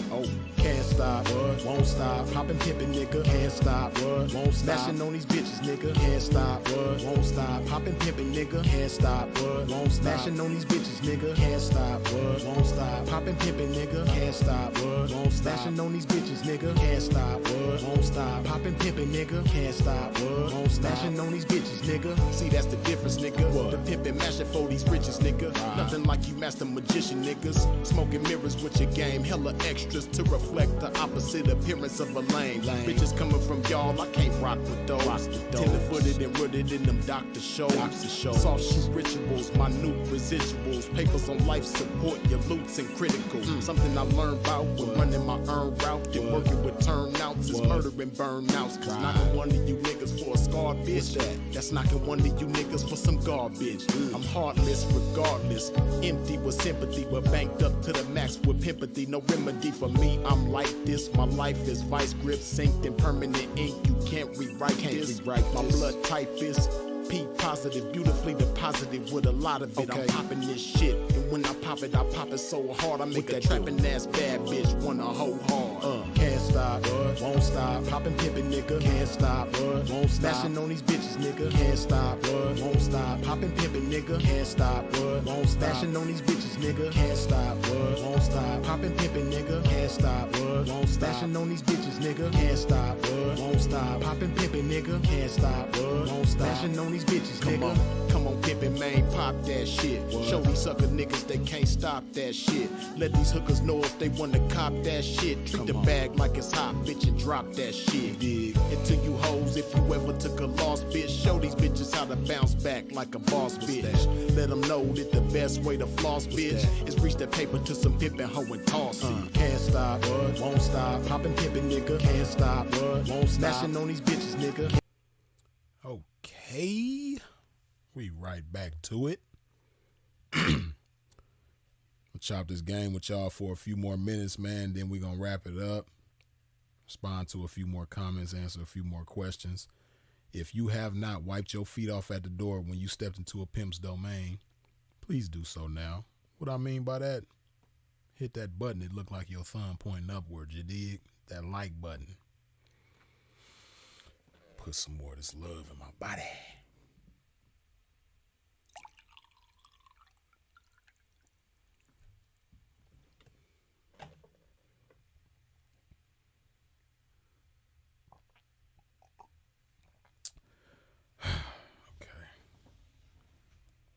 That's my shit freeze, man. I appreciate you. Good looking on that, man.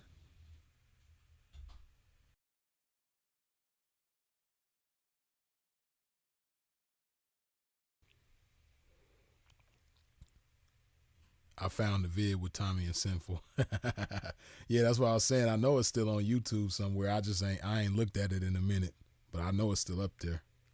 Shouldn't be too hard to find as long as you put both of their names in the search. You should be able to find it pretty easily.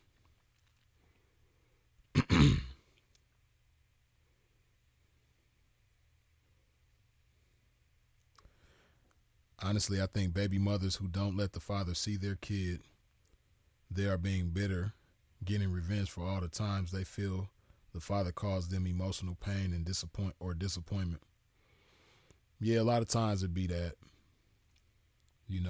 especially if, the father ain't did nothing wrong in regards to the kid and, they just trying to be, a good father, a present father in that kid's life. I know somebody that, got denied that, man. Actually, I know a few people who got denied that, but just one in particular that comes to mind. It's just unfortunate.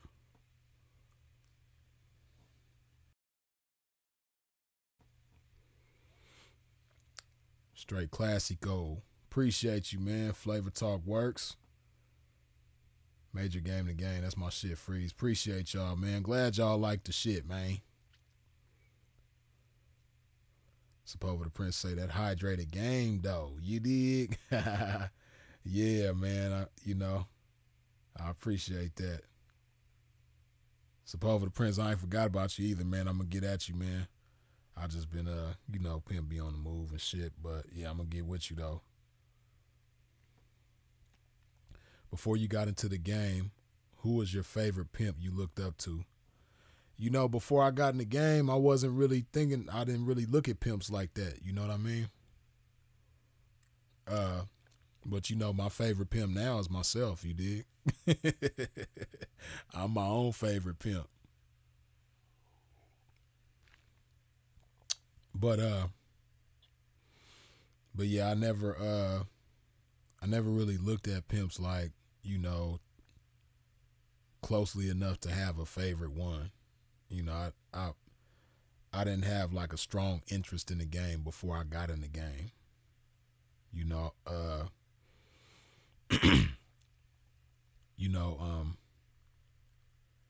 it's a trip because the game was knocking on my door. The game was tugging on my coattail years before I got in the game, right? And it was this chick that, as I reflect back, probably should have been my first hoe. And then there's several chicks that also could have been hoes of mine way early on, right? Like, the chick who probably should have been my first hoe, she introduced me to the Iceberg Slim Pimp Story of My Life book. And she was young at the time. She was like 18. I was young too. I was like 19 or 8, something like that. But whatever the case, she introduced me to that, and she introduced me to American Pimp. And they were interesting. Like, when I read Iceberg Slim's book for the first time, it was interesting. And when I looked at American Pimp, it was interesting and even fascinating. But I wasn't compelled enough by those things to want to be in the game. I wasn't one of them people that like heard a song or seen a movie or read a book and now I want to be in the game. It didn't touch me like that. But it was interesting though. But I wasn't so invested into the culture that I, had a favorite pimp. I never looked at the game like that before I got in the game.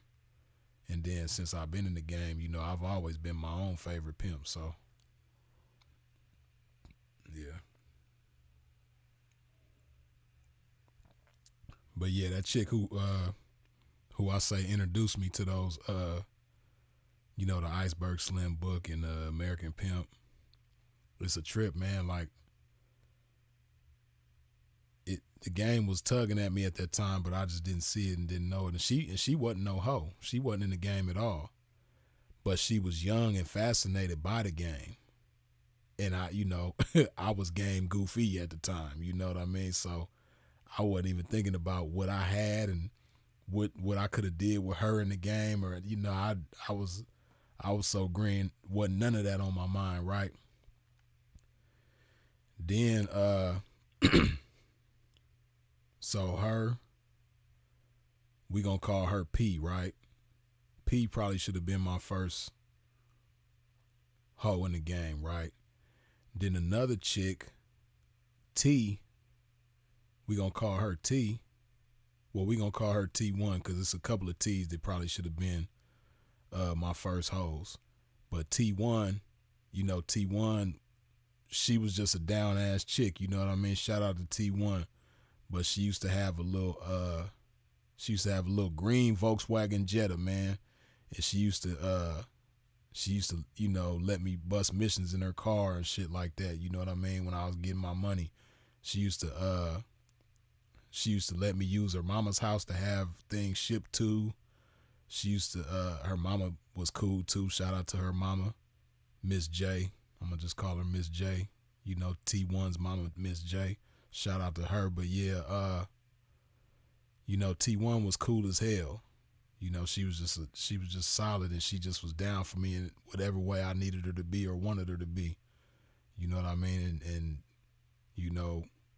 was real sexual and a cold freak at the same time. You know what I mean? And real in tune with her sexuality and her femininity and her sex appeal and all that type of stuff. You know what I mean? Like, she just was, as I reflect back, she was perfect for the game. Like, T1 was probably more perfect for the game than P. The P was the one who introduced me to Iceberg Slim's book and American Pimp, and she was fascinated with the game. But T1 actually she was more fit for the game than P was. You know what I mean? T1 was just, she was just down for me, and whatever I wanted her to do. If I would have told her, like, all right, baby, we finna put these ski masks on, we finna get poof shiestied up, and we finna run up in this bank and make it happen, she was gonna be there, like, all right, daddy, let's go.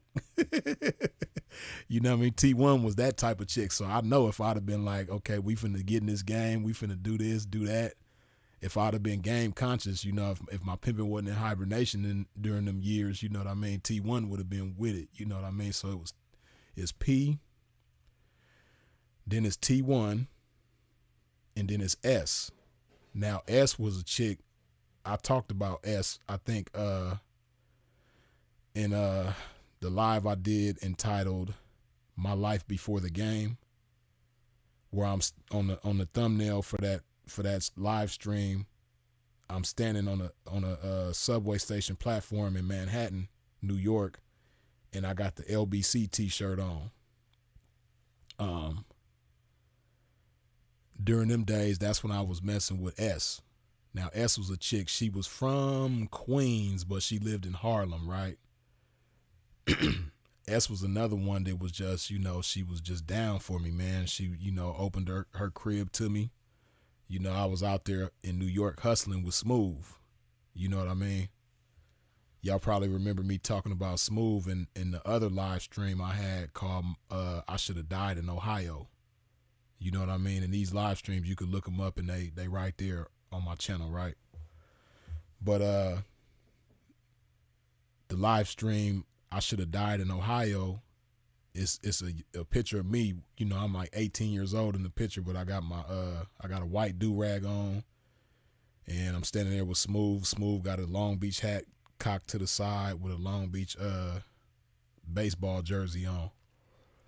But when me and Smooth went to New York and was out there hustling, we was staying in I don't know if it was technically a hostel, but it was set up like a hostel. You know what I mean? Kind of like a hostel. Like, we had a hotel room that we was in. It was a little raggedy ass room. It was $23 a day. It was the cheapest spot we could find in Manhattan. We was just trying to stack, you know what I mean? So we didn't care about being fancy or nothing like that. But we found a little raggedy hotel spot on 23rd Street and 11th. I think it was 11th Avenue in the Chelsea district, which the Chelsea district is in Manhattan, right? Okay, I seen it was spinning for a minute. Yeah, Reese Lyles, you remember that story that when they stole my wallet? Yep, and that's the last one. I ain't had a wallet since. That was 21 years ago. I ain't had a wallet in 21 years before some of y'all was born. You know what I mean? But yeah. So Reese, you probably remember me talking about a chick that I met on the 2 train, going up towards Harlem. And me and her started fucking with each other, and then I ended up moving in with her. But that's what I'm talking about, S. You know what I mean? S. So like I said, I was staying at that spot where they stole my wallet. Smooth had left town, so I was there by myself now, right? I'm still staying at that spot, $23 a day. I'm still hustling, still doing my thing. But I'm messing with S though. S stay up in Harlem. On 149th between Broadway and Amsterdam, right? And I'm messing with her. So by me messing with her, I'm always at her crib. You know what I mean? She had a roommate, Tanya. Tanya was funny as hell, but Tanya was cool. Shout out to Tanya. I hope she all right. Tanya was my partner, man. I had a lot of love for Tanya. But Tanya was S's roommate, right? But I was always at the crib with S. You know what I mean? Chilling with her. So it ended up being a thing. Like one day, because I used to go back to because I was still paying a little $23 a day for my room. And one day I went back over there to grab some stuff to take with me, change of clothes, all that type of stuff to take with me back to S's crib. And then she was like, baby, why don't you just grab all your stuff and come, just come stay with me. You ain't got to keep paying for this room. So I was like, bet. But S, she was another chick that was just solid and cold freak. You know what I mean? With all the activities, man. You know what I mean? Always trying to put the washing machine to use. She trying to put the washing machine on me in the subway, on the train. She trying to put the washing machine on me in the club. She trying to put the washing machine on me in the taxi cab. You know what I mean? This before Ubers, man. I know some of y'all ain't never been in a taxi cab in your life. But this is taxi cab days, you know what I mean? She trying to put the washing machine on me in there. She just trying to put the washing machine to use everywhere we go, man. She just like a cold freak, man, and just like, just and performs well. You know what I mean? She was good at what she did. Now you dig, and shout out to S. You know what I mean? S didn't have no. She was the first female that I met that didn't have no gag reflex. You know what I mean? So yeah, me and S was having fun. I ain't gonna lie. You know what I mean? I was just a young hustler out there in New York doing my thing, and S didn't have no gag reflex, man. So me and S was having fun. You dig? Shout out to S, man. Hope she cool wherever she is. But S is another somebody that, had I been game conscious at the time, she would have been one of my first hoes. You dig? So we got P, we got T1. Dang, spinning. I don't know why I keep spinning every so often. But yeah, so right, no fucks given. God bless her. Yeah, God bless S, man. You know what I mean? God bless S. You dig? S was, man, shit. S was cool. You know what I mean? And yeah, I'd have to say S is top 5 dead or alive, man. You know what I mean? I got to put S in the top 5 dead or alive, man. She, me and S was cool, which we was all right, But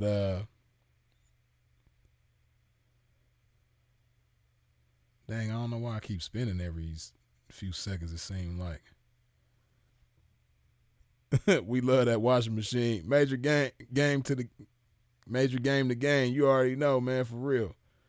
But nah, so we got P, who introduced me to Iceberg Slim's book, An American Pimp. She probably should have been my very first one. And then we got T1. Dang, why I keep doing that? T1. T1 was, just a down female that was letting me use her car, use her crib to do my thing out of. And, she was just down for me in every way. That's T1. And then we got S, my Harlem girl, who was just a cold freak, and she was down. She was down for me in every way too. She was down for me every way too. And then, so then we got T2, right? Now T2, god damn, why is it? Okay, is it spinning? Does it keep spinning on y'all's end too? Let me know, because I see some spinning going on. Let me know if it's spinning on y'all's end too. Am I breaking up? Am I breaking up for y'all? Because I see it on my end, but hopefully y'all don't see it. Okay, I'm good. Okay, cool. Because I keep seeing some spinning going on, but maybe y'all don't see it. If y'all don't see it, then I ain't tripping. I ain't tripping on myself. It's all good. As long as y'all don't see it. Okay, cool. But yeah, so T2, right? Now T2 was somebody that I was good with right before I went to prison, and while I was in prison, and then after I got out of prison. You know what I mean? T2 was she was a solid female. She used to come with my pops to come see me in jail. You know what I mean? And used to visit me regularly, write me regularly. You know what I mean? With the perfume on the letter and the lipstick on the letter. Hey man, shout out to all the females, man, who send a man that's locked up, letters with the lipstick and the perfume on it, man. Hey, y'all don't understand what that shit mean to a man that's locked up, man. That shit right there make a man day. When you get that letter and it got that lipstick and that perfume on it, oh man. Boy, that right there make your day when you up in there. That make your time go by smooth. So shout out to any female who done even did that only even one time. You dig? Sent they man a letter with the lipstick and the perfume on it. You dig? But yeah, T2 used to do that for me. And yeah, me and T2, we had a good thing going on, man, before I got in the game. But, T2 was cool. Like, she could have been one of my first peoples in the game. But as I think about it, I don't know if she would have been right for the game. See, now the me now understands that, everybody ain't meant for the game. You got some chicks that are good chicks, they good on some square shit. They could make a good girlfriend or a good wife, but they wouldn't necessarily make a good hoe. And that was T2. You know what I mean? T2, she probably would have been a cool girlfriend or a cool wife or something like that. But I don't know if she would have been a good hoe.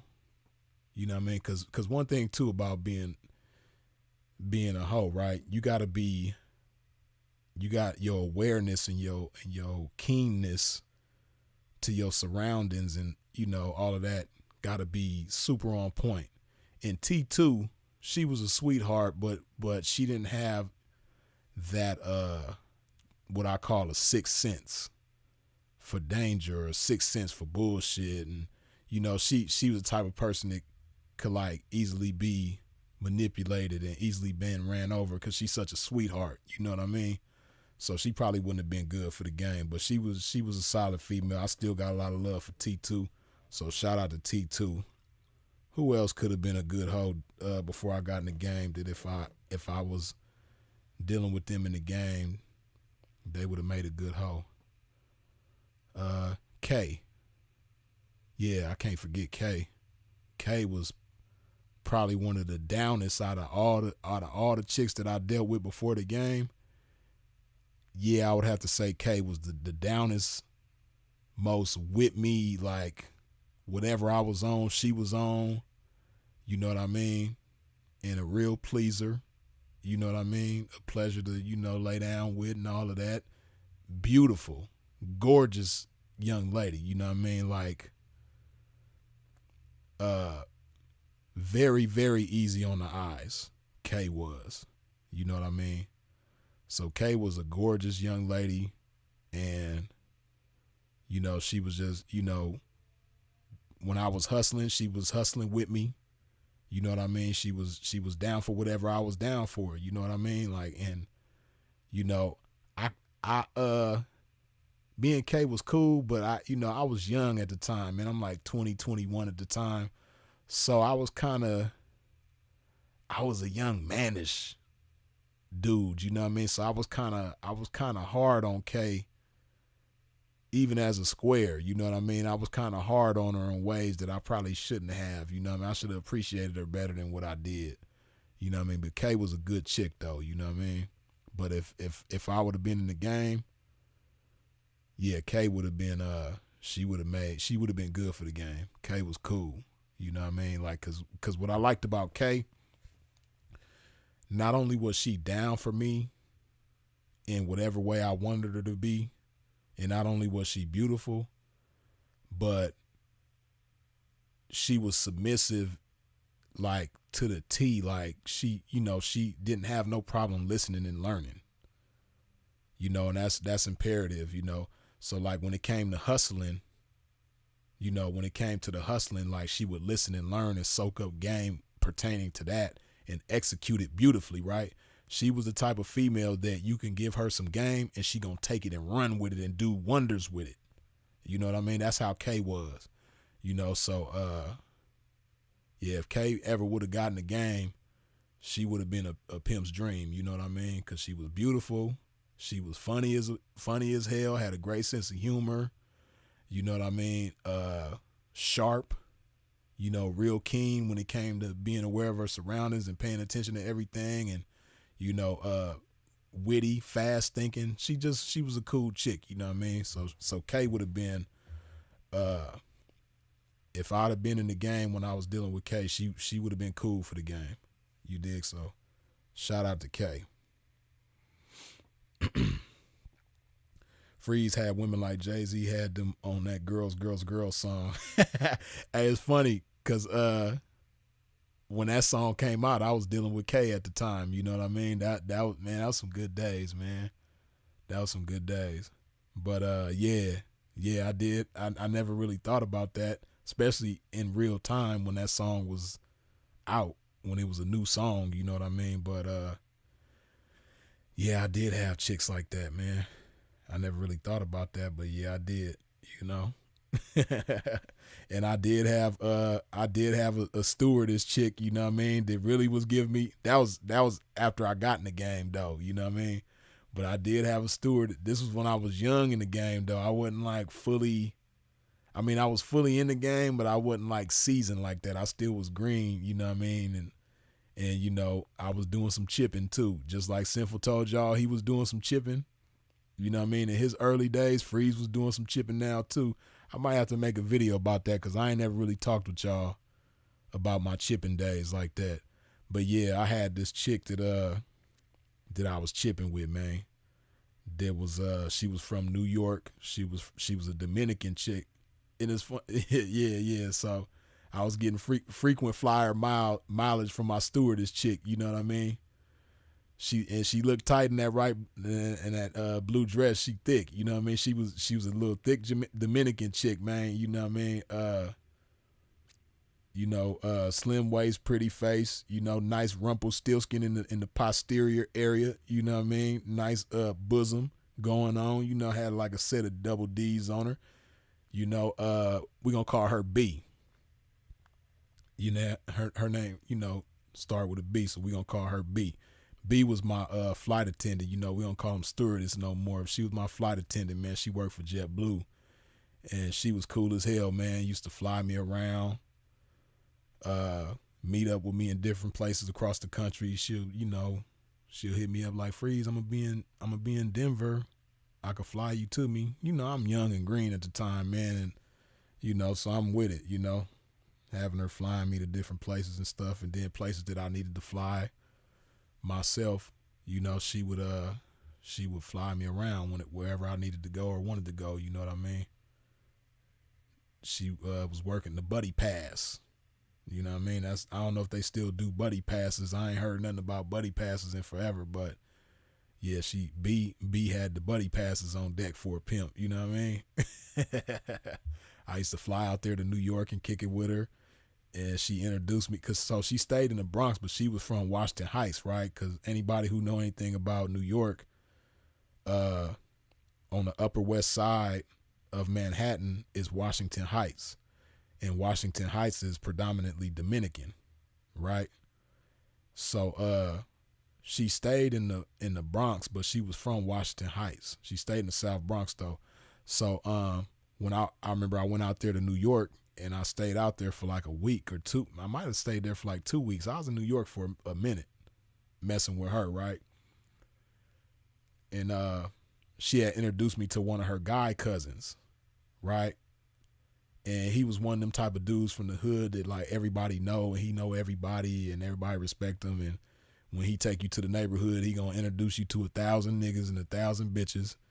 You know what I mean? That's how he was, you know what I mean? Like, he was cool. Like, even though I was messing with his cousin, he wasn't tripping on none of that, you know what I mean? Like, she'll go to work. That was the daily routine. She'll go to work. I'll drop her off at work, and then I go scoop him up, and we just be in the hood all day. You know, riding around, fucking with his homies. You know, this is the white t-shirt days where everybody in the hood was wearing white t-shirts. I remember we put up to the first time he took me to Washington Heights, we put up on the block. It was like 150 something. Like, it was in the 150s somewhere. But we pulled up over there, man. It was like 1,000 niggas outside with white t-shirts on. You know what I mean? That's one thing I always liked about New York. Like, I don't know if it, you know, I ain't kicked it out there in forever, man. But, you know, back in them days, New York, they be outside. You know what I mean? 24/7, they outside. Like, it's a bunch of people. It's a lot of activity. It's just, you know, Manhattan especially, it's just alive at all times. You know what I mean? Manhattan is always alive. You dig? So, yeah. I had some good times in that Washington Heights, man, fucking around with EB. EB, that was her cousin's name, man. Shout out to EB, man, wherever you at. Hopefully you good, man. EB was my road dog whenever I went to New York, man. He was a cool dude. You dig?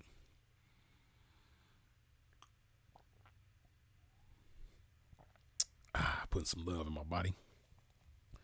But yeah, that's a little bit about some of the chicks that before I was in the game, they could have made some They could have made some good 304s had I been in the game with them. You dig?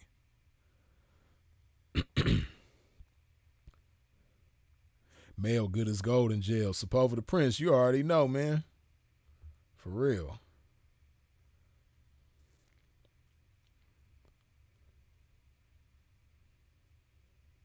Talk about that time you threw the Benz keys at the bitch freeze. What happened? Y'all love that story, man. Hey, I can't. It's funny because it's my story, man. But you know, it is funny because people always praising me for my storytelling ability, and I know I'm a pretty cool storyteller, man. But it really takes Sinful to tell that story, man. Because even though it's my story, when I be listening to him, I be like, man, Sinful tell my story better than me. You know what I mean? Shout out to my bro, man. Long live. But yeah, Sinful. It take him to tell that story, man. He tell the story better than me. But we all did some chipping. Support for the Prince. Ain't that the truth, man? You know, everybody don't want to keep it one thou while about it, but yeah, we all done did some chipping, man. The game is proud of your progress, Freeze. Man, Gardner on Wallace, man. I appreciate you, man. Good looking. White women screaming grape was myth created by black women for us black men to only that them. Freeze, you played around in Jersey? Yeah, I done played Jersey on the lines, man. Hey, one spot I used to mess with in Jersey that a lot of people didn't really play, but I played was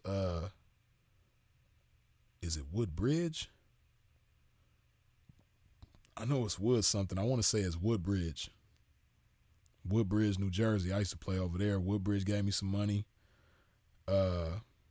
Jersey City was all right. I played Jersey City. It was okay, but it wasn't the best though. Secaucus was smacking. You know what I mean? Everybody know who was playing the internet back in the Craigslist days. Secaucus was where it was at. You know what I mean? But yeah, I used to play it. I played a little bit around Jersey. I never been on the 1 and 9 though, man. And I don't even think the 1 and 9 cracking no more. But I used to hear a lot of good stories about the 1 and 9. But I played the internet in Jersey though, for sure. Had some good days out there. That was a classic story too. Bill, you already know, man, when Sinful tell it, man, he make it sound so great. It's like you could write a movie about that, just that one little short story.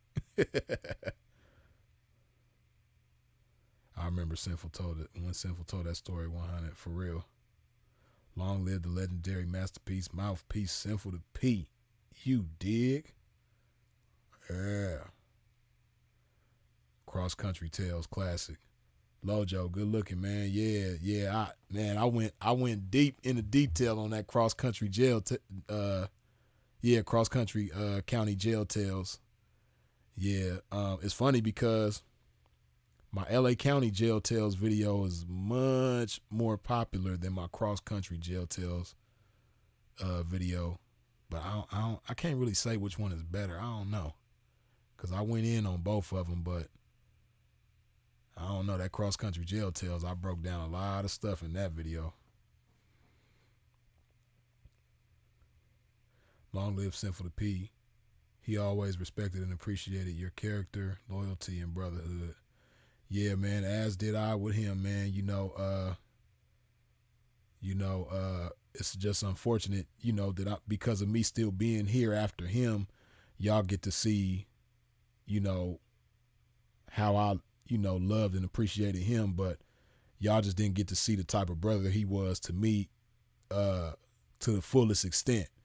Y'all seen some of how he was a brother to me, man, but it's so much that y'all don't know, man, as far as like how he was to me. Y'all get to see me, but y'all didn't really get to see him in that type of way. As far as him being a brother to not just myself, but others, but especially with me. You know what I mean? So yeah, much major big ups to my bro for that. I'm outside of Sacramento right now. You ever been in that Northern California? Man, Essentials with Emmanuel, plenty of times, man. I've been in Northern California a lot just this year. It's hella chops in Davis and Woodland. Yeah, I had a chick from Woodland before. Yep, I had a little Indian chick from not Indian like Native American, but Indian like her peoples is from India. You know, I had a chick like that from Woodland. But yeah, I done been all through. I just was in Sacramento like month and a half ago. You know what I mean? But I've been all through Northern Cali. You dig? I was in Oakland back in the summertime when T. Lee passed away. Long live T. Lee the Great, man. That's good dude, man. But when they did the candlelight vigil for T. Lee when he passed away in Oakland, which was in July, I was out there in Oakland for that. Had to pull up and show respects. It was a blessing that I just so happened to be there when that happened. You know what I mean? Well, in Northern California, I wasn't in the Bay, but I was in Northern Cali though, so I was able to pull up and pay some respects to T. Lee, man. Good dude, man. Young cat too. I think T. Lee was 38 years old. I think something like that, maybe 39 at the most. But yeah, good dude, man. I'm new out here on California Freeze. Any advice for me, man? I'm originally from Tennessee.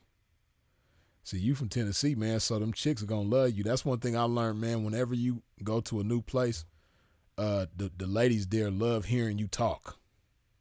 You know what I mean? Like me being from California, when I go to other places, they love hearing me talk. You know what I mean? So you being from Tennessee, especially, I don't know if you're from Eastern Tennessee or Western Tennessee, because, you know, the accent is different depending on what part of Tennessee you from, because people from Nashville and Chattanooga don't sound like people from Memphis. You know what I mean? So, but whatever the case, you don't sound like nobody from California. So when them chicks hear you talk, as soon as you open your mouth, they gonna love it. You know what I mean? You're gonna get action just based off of that. You know what I mean? So, yeah, and then, you know, Sacramento, you just got to be careful moving around because it's, you know, Sacramento can be very dangerous, but the world can be dangerous. You know what I mean? And the most dangerous thing is ignorance. You know, so you just got to be up on game and be aware of your surroundings when you're moving around. But yeah, Sacramento got a lot of nice chicks though. You know what I mean? It's just something about the culture of Sacramento. You know, the chicks, they just, you know, there's some cool chicks out there in Sac. Shout out to Sacramento, you dig?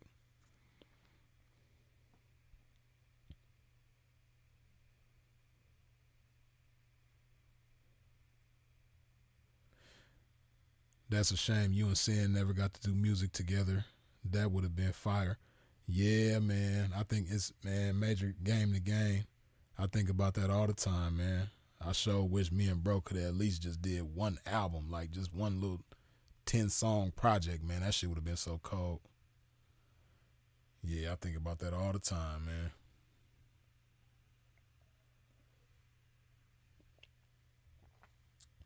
You have any Brooklyn stories? Uh, okay, so when me and Smooth, and I think I probably talked about this in my life before the game, that live stream. But so when me and Smooth first got to New York, right, we caught the Greyhound from Indianapolis to New York, and we landed in the Port Authority, which for those of y'all who don't know where the Port Authority is, that's it's the train station too, but it's the station in Manhattan, in Midtown Manhattan, right? So we land at the Port Authority. We go out there. We didn't really have much money when we got to New York, but we wasn't tripping because we knew that we was going to make money as soon as we got to New York, which we did.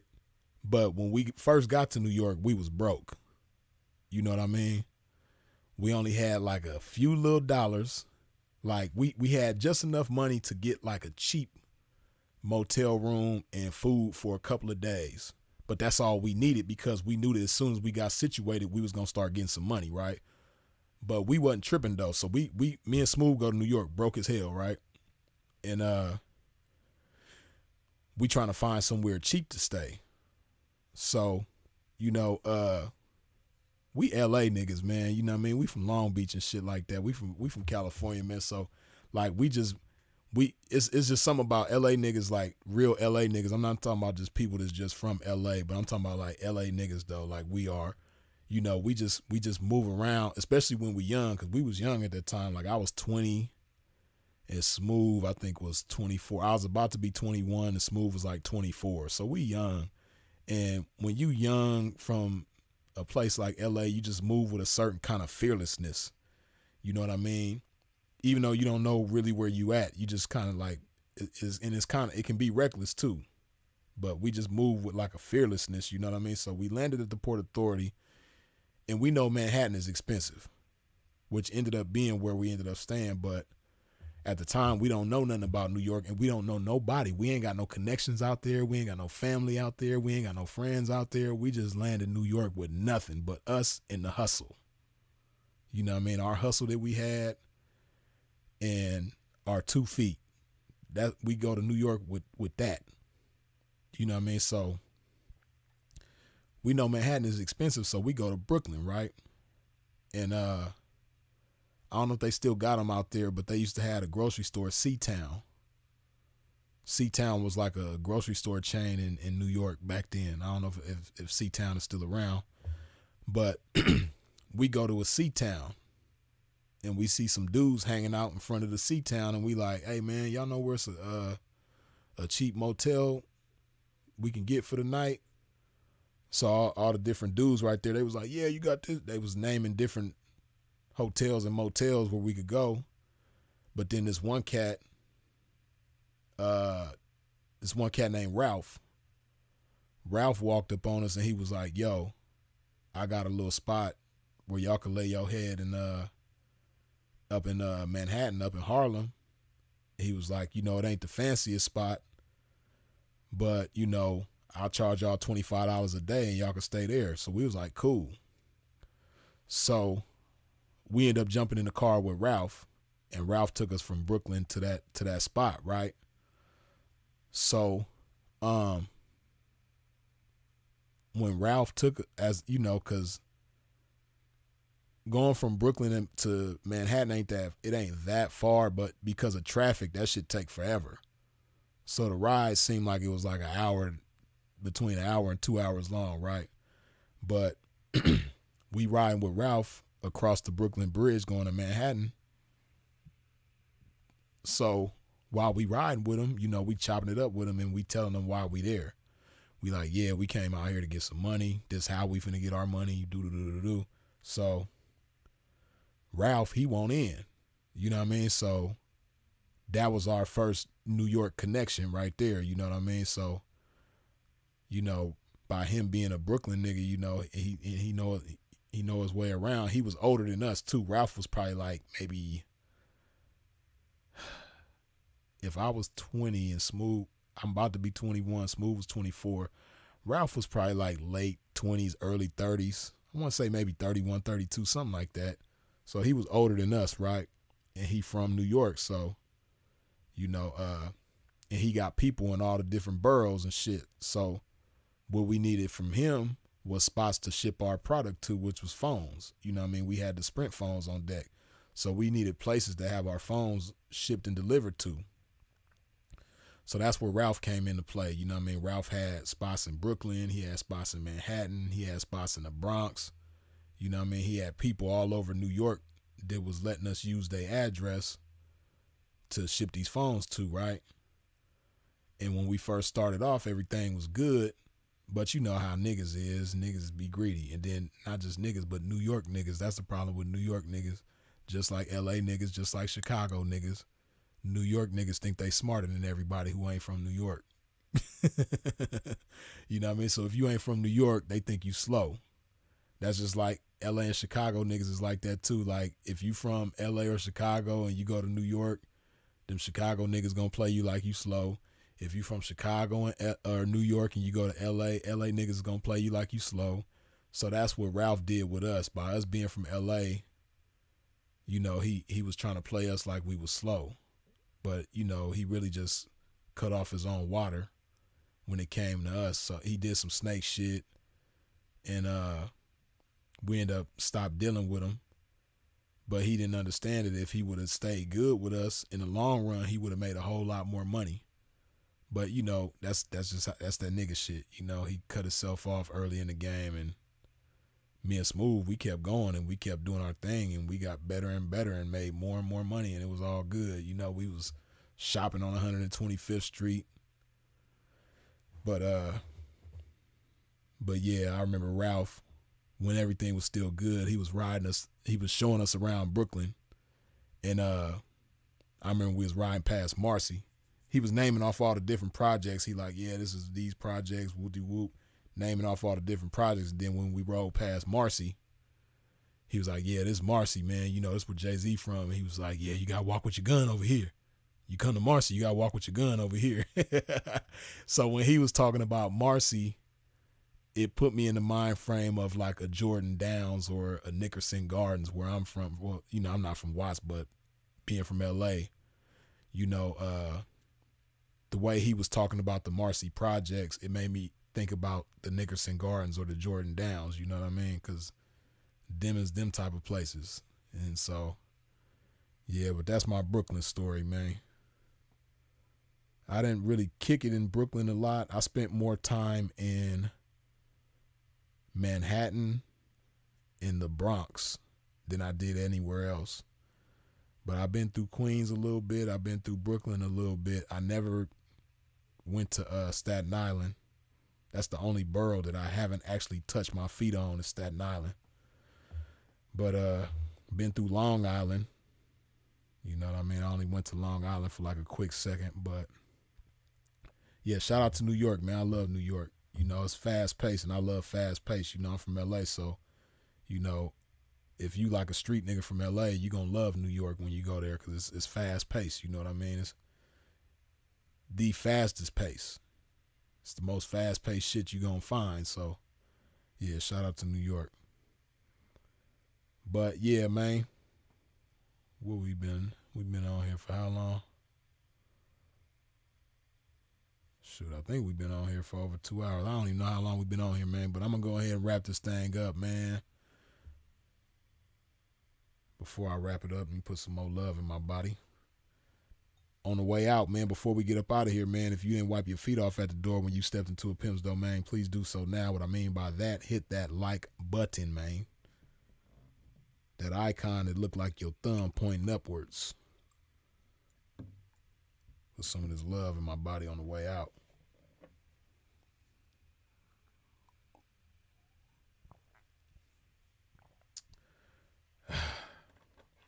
Any Massachusetts stories? Nah, that's one of the very few places that I haven't been in the country is Massachusetts, man. I done been all over the country, but I ain't been there yet. But in the near future, I'm pretty sure I'm going to have some Massachusetts stories. But we going to wrap it up, man. I appreciate y'all for tapping in and watching. I appreciate your comments. I appreciate your shares. I appreciate you subscribing and hitting the bell when you subscribe. I appreciate the super chats, cash apps, PayPals. I appreciate your support in every which way that you come with it, man. Y'all already know who it is and what it is. Freeze is it. If you out in traffic moving around, please do so in a safe fashion. Long live my brother, Philip Brandon Gilmore, a.k.a. Sinful to P.